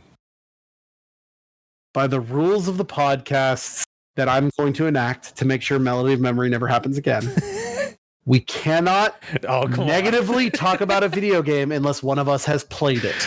So you can't call this worst game of the year, even though we all agree that it is probably the worst game of the year. Unless you play it. No, it's not. I've played a worse game. I can't wait to talk because I didn't play this game, so I don't know what this is. Okay, continue. It says, I have at least 3 family members who are getting the game, and we'll get to commiserate with each other. That's cool. If it ends up being too bad. I don't mind not having every Pokemon in every game as long as we get to catch the Pokemon in groups. They're a big group fan, like Execute, Phalanx, Wishy-Washy, all the Pokemon that are like, a bunch of Pokemon. We talked about this before, where it's like Phalanx shouldn't be a Pokemon because it's a bunch of Pokemon hanging out. It's like, okay, well, if you pull one away from the group, does it die immediately? Or because then it's like a part. Right. In which we have. What's this thing you tell me? You just showed me another one where it's just a couple mice hanging out. Yeah, it's just. I fucking hate this. Well, do you like the evolve? Because it's tandem mouse and there's 2 mice together, and then there's mouse hold where it's the 2 mice and a little baby one as well. I don't like that it's spelled like mouse. The comic book about the Holocaust. Oh no. Hey, I heard a really good joke the other day. Oh yeah. What's the worst thing you can say in a Jewish bakery?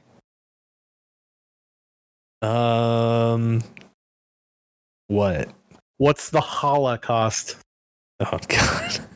Like challah the bread, get it? Yeah, I get it. I get to say that. You joke. get to make that joke. That's a funny joke. Yeah. I don't think that joke is bad. That's good wordplay.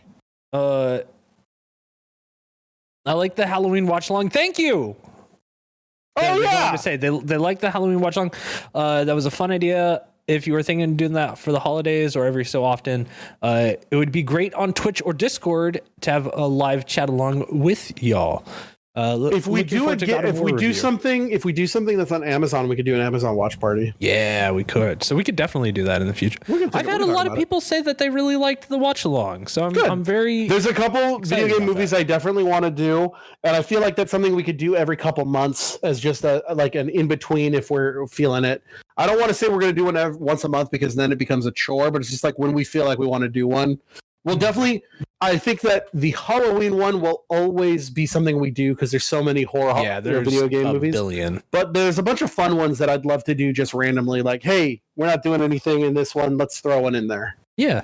So look forward to them. We'll definitely do some more in the future. Yeah. They go on to sign off in Phalanx, we trust Dustin. P.S.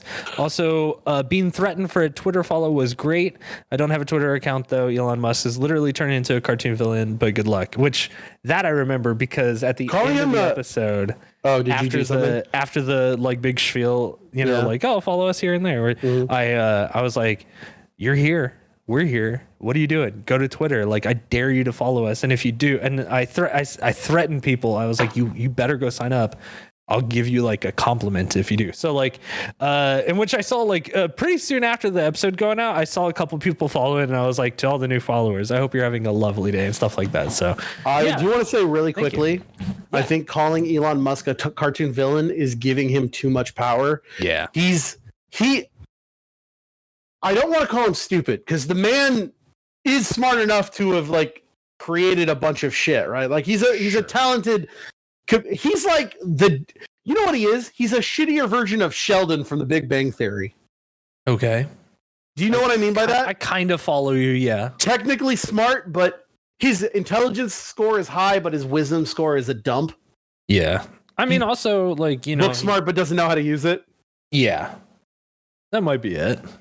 Also, I think once you get that much money, you just become fucking stupid in that time. It's like he is so disconnected to the rest of humanity. Yeah.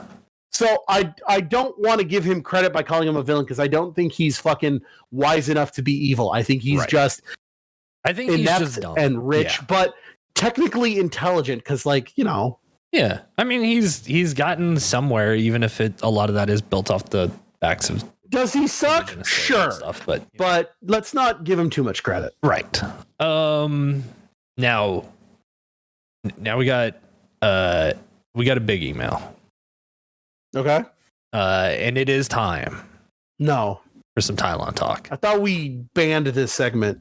We did. But this is a response to the ban because of the Link to the Past stuff. All right. So I think it's time.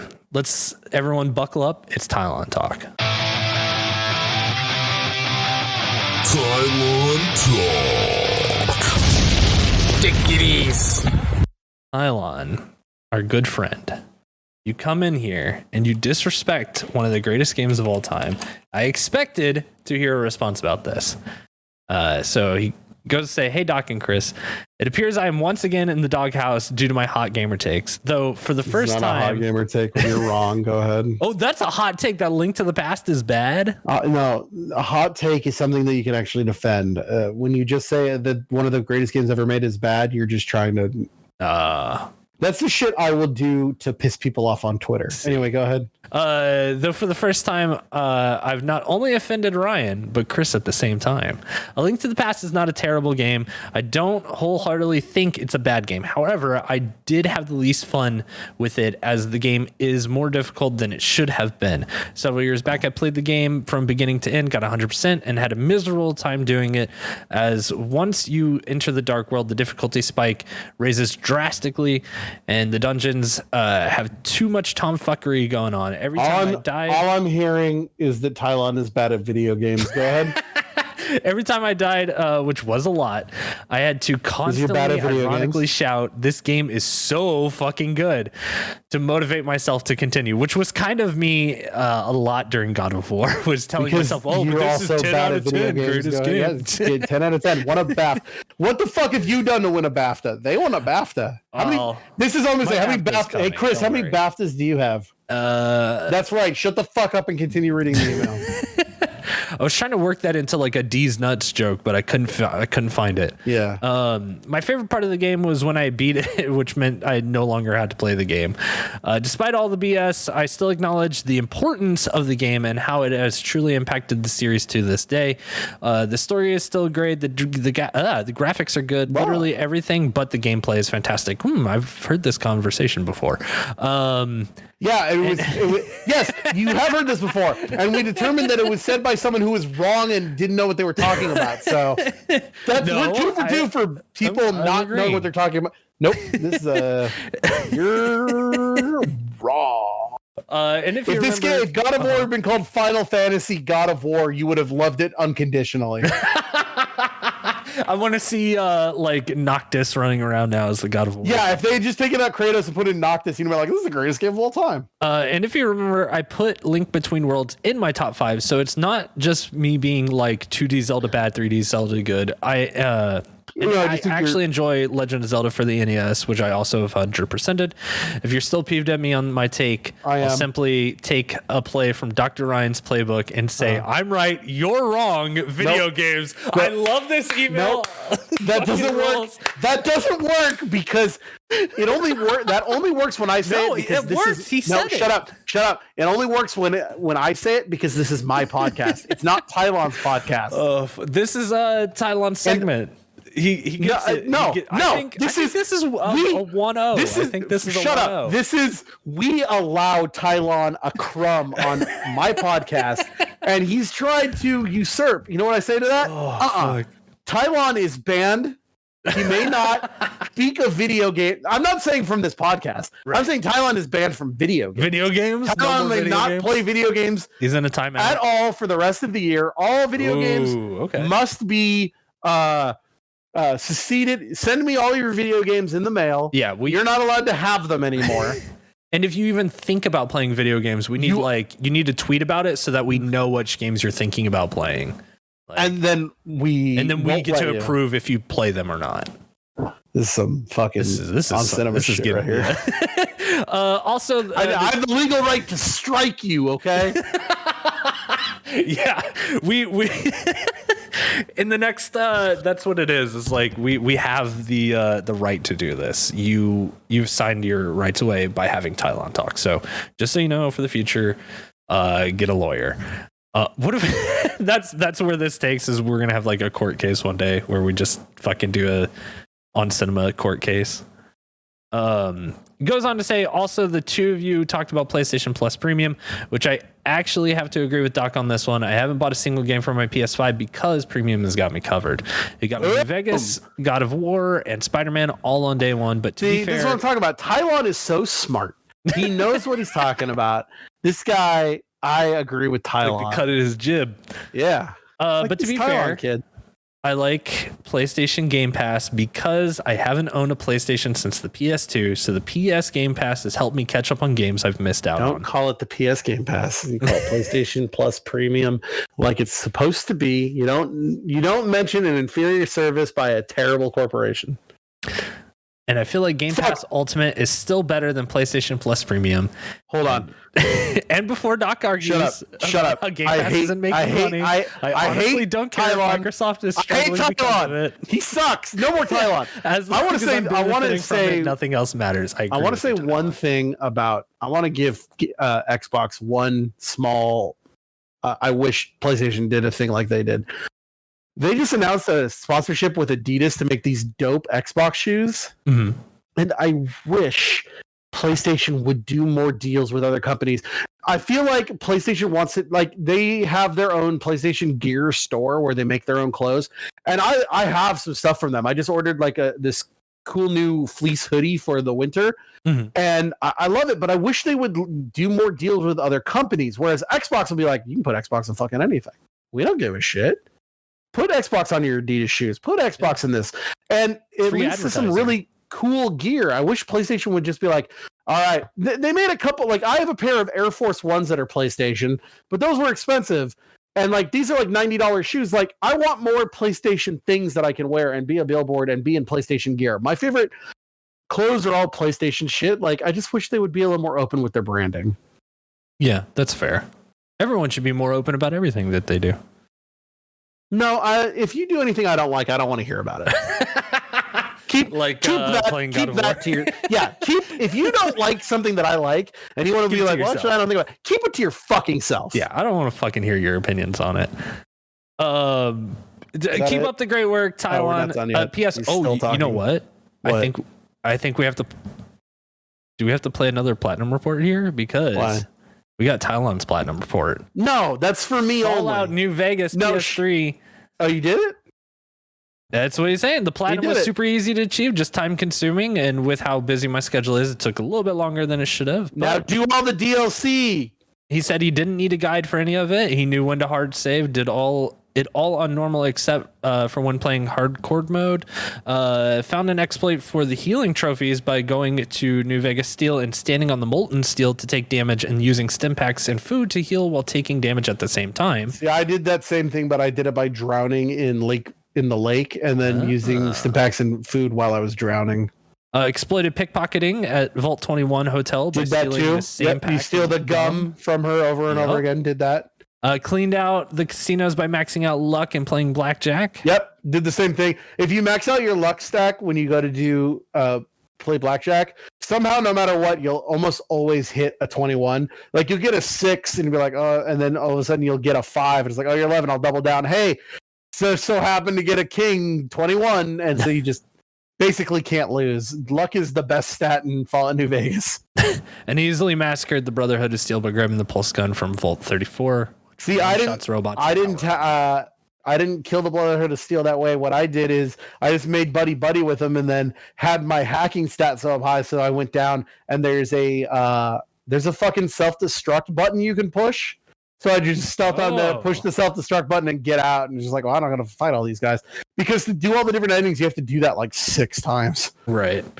And the final line is, my next platinum might be God of War 2018. So I'm looking forward. Hey, I think you should play that. And Taiwan, I want to hear. I'm telling you right now, if you say anything I don't like, I will drive to where you live and I will beat the shit out of you. Hey, really quick. This is a threat. No, this is a threat, Taiwan. 1 trillion%. You listen, in the on video games at the video games, which is what we're calling this part, much like Tim Heidecker, if you disagree with me, I will destroy you. Damn. Can't believe that. We might see the end of Taiwan and the end of our friendship in the same episode. What? No, our friendship's fine. Yeah. I like, God of War had its flaws, and I don't know what you're talking about. You know what though? What the one key thing that I kind of keep in my mind is like, I think that God of War 2018 is an extremely flawed game when it comes to gameplay, but it's not. It does kind of it piques my curiosity because I'm just so fascinated by what people think is quote unquote good that. Do you ever think that when you're some humanity that it's still kind of these games that what is it? I have a legitimate, serious question for you. Yes. I want you to answer this legitimately. Yes. This game has won massive awards for both its story and its gameplay. Your own friends are telling you I have messages from people saying, I can't wait for this episode because Chris is insane. This game is widely lauded as one of the best gameplay experiences of the year, but you think you're right. At what point do you just think your tastes are fucked? Oh, I've known that for a long time. Completely honest. That's all I want to know. Yeah. I just want to know that you know that you're wrong. Yeah, but I get that because I grew up listening to like ska music, so I get it. What's wrong with ska? Generally people hear horns and they're like, "Oh God, what the fuck is this?" No, so, I don't know. I get that, but at the same time, I'm like, I don't know.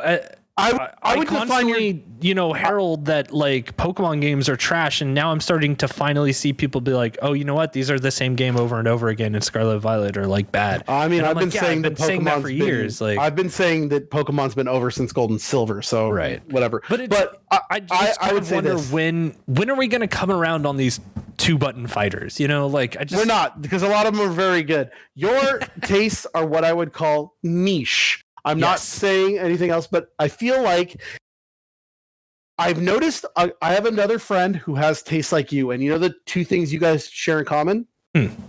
They also lived in Japan for a couple years. That's so I feel like fascinating. People that go to Japan and come back think they're better than the tastes of Americans is where I'd put it. I think it's because you get that taste of life outside of America and you think, oh, things aren't as scary as I thought they were. And then you can see the whole world in a new light. And I would never want to live anywhere else. This is the best country on earth. I'm fucking rich. Oh, fuck. Oh, man. Thank you for listening to this episode. Next episode. What are we doing next episode? I don't fucking know. You fucking come next time and see what we did. Because holy shit. Shouldn't we play an episode? No, shouldn't we say? We should. Yeah, I think there's a game that we were talking about a lot. Well, I didn't play. I thought you said you played. I've played it. I've played it. There was a game replay it that we didn't really talk about last year because I never got to play it because it wasn't on PlayStation. It finally is, and I think that it's time. So this next episode will come out right after? It'll be right before the Game Awards. It'll be Monday before the 5th. Okay, so a game that is highly lauded, and I feel like we could talk about from last year, and that is Psychonauts 2, the follow-up to one of my favorite games of the PS2 generation, Psychonauts. And we are going to talk about this wonderful fucking game on the next episode. Oh, wait, do you like it? I like this game. Okay, I can't wait to talk about how much this game is dog shit and plays like it's only one button. I'm gonna. Well, hold on. It's a platformer. It's a totally different game. Instead of just walking forward and mashing square.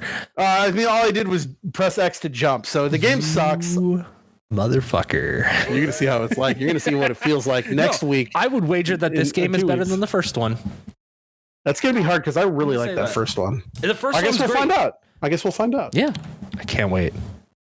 All right, go. Wait. So yeah. Hey, if you're having Thanksgiving this week, we want to wish you from us a very happy Thanksgiving. Yeah. Hope you spend it however you do. Eat your good food, enjoy, and play some video games. And look out for some deals on Black Friday. Shouts out Cheap Ass Gamer. They're gonna have the deals for you.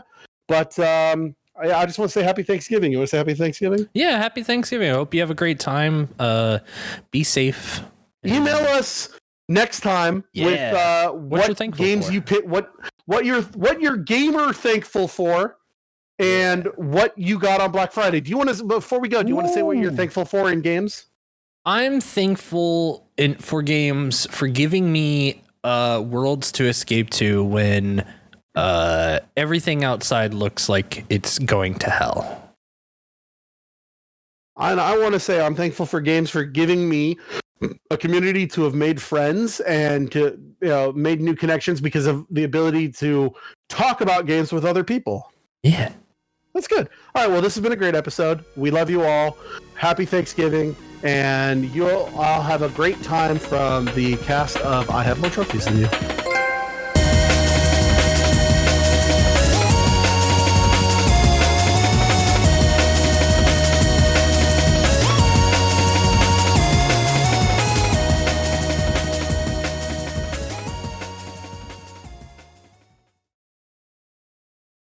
Hey, thank you so much for listening to our podcast. If you'd like to send us questions, gaming memories, comments, or if you just want to know when the next episode's going to drop, then you can follow us on Twitter at moretrophiespod. That's MoreTrophiesPod. That's More Trophies Pod.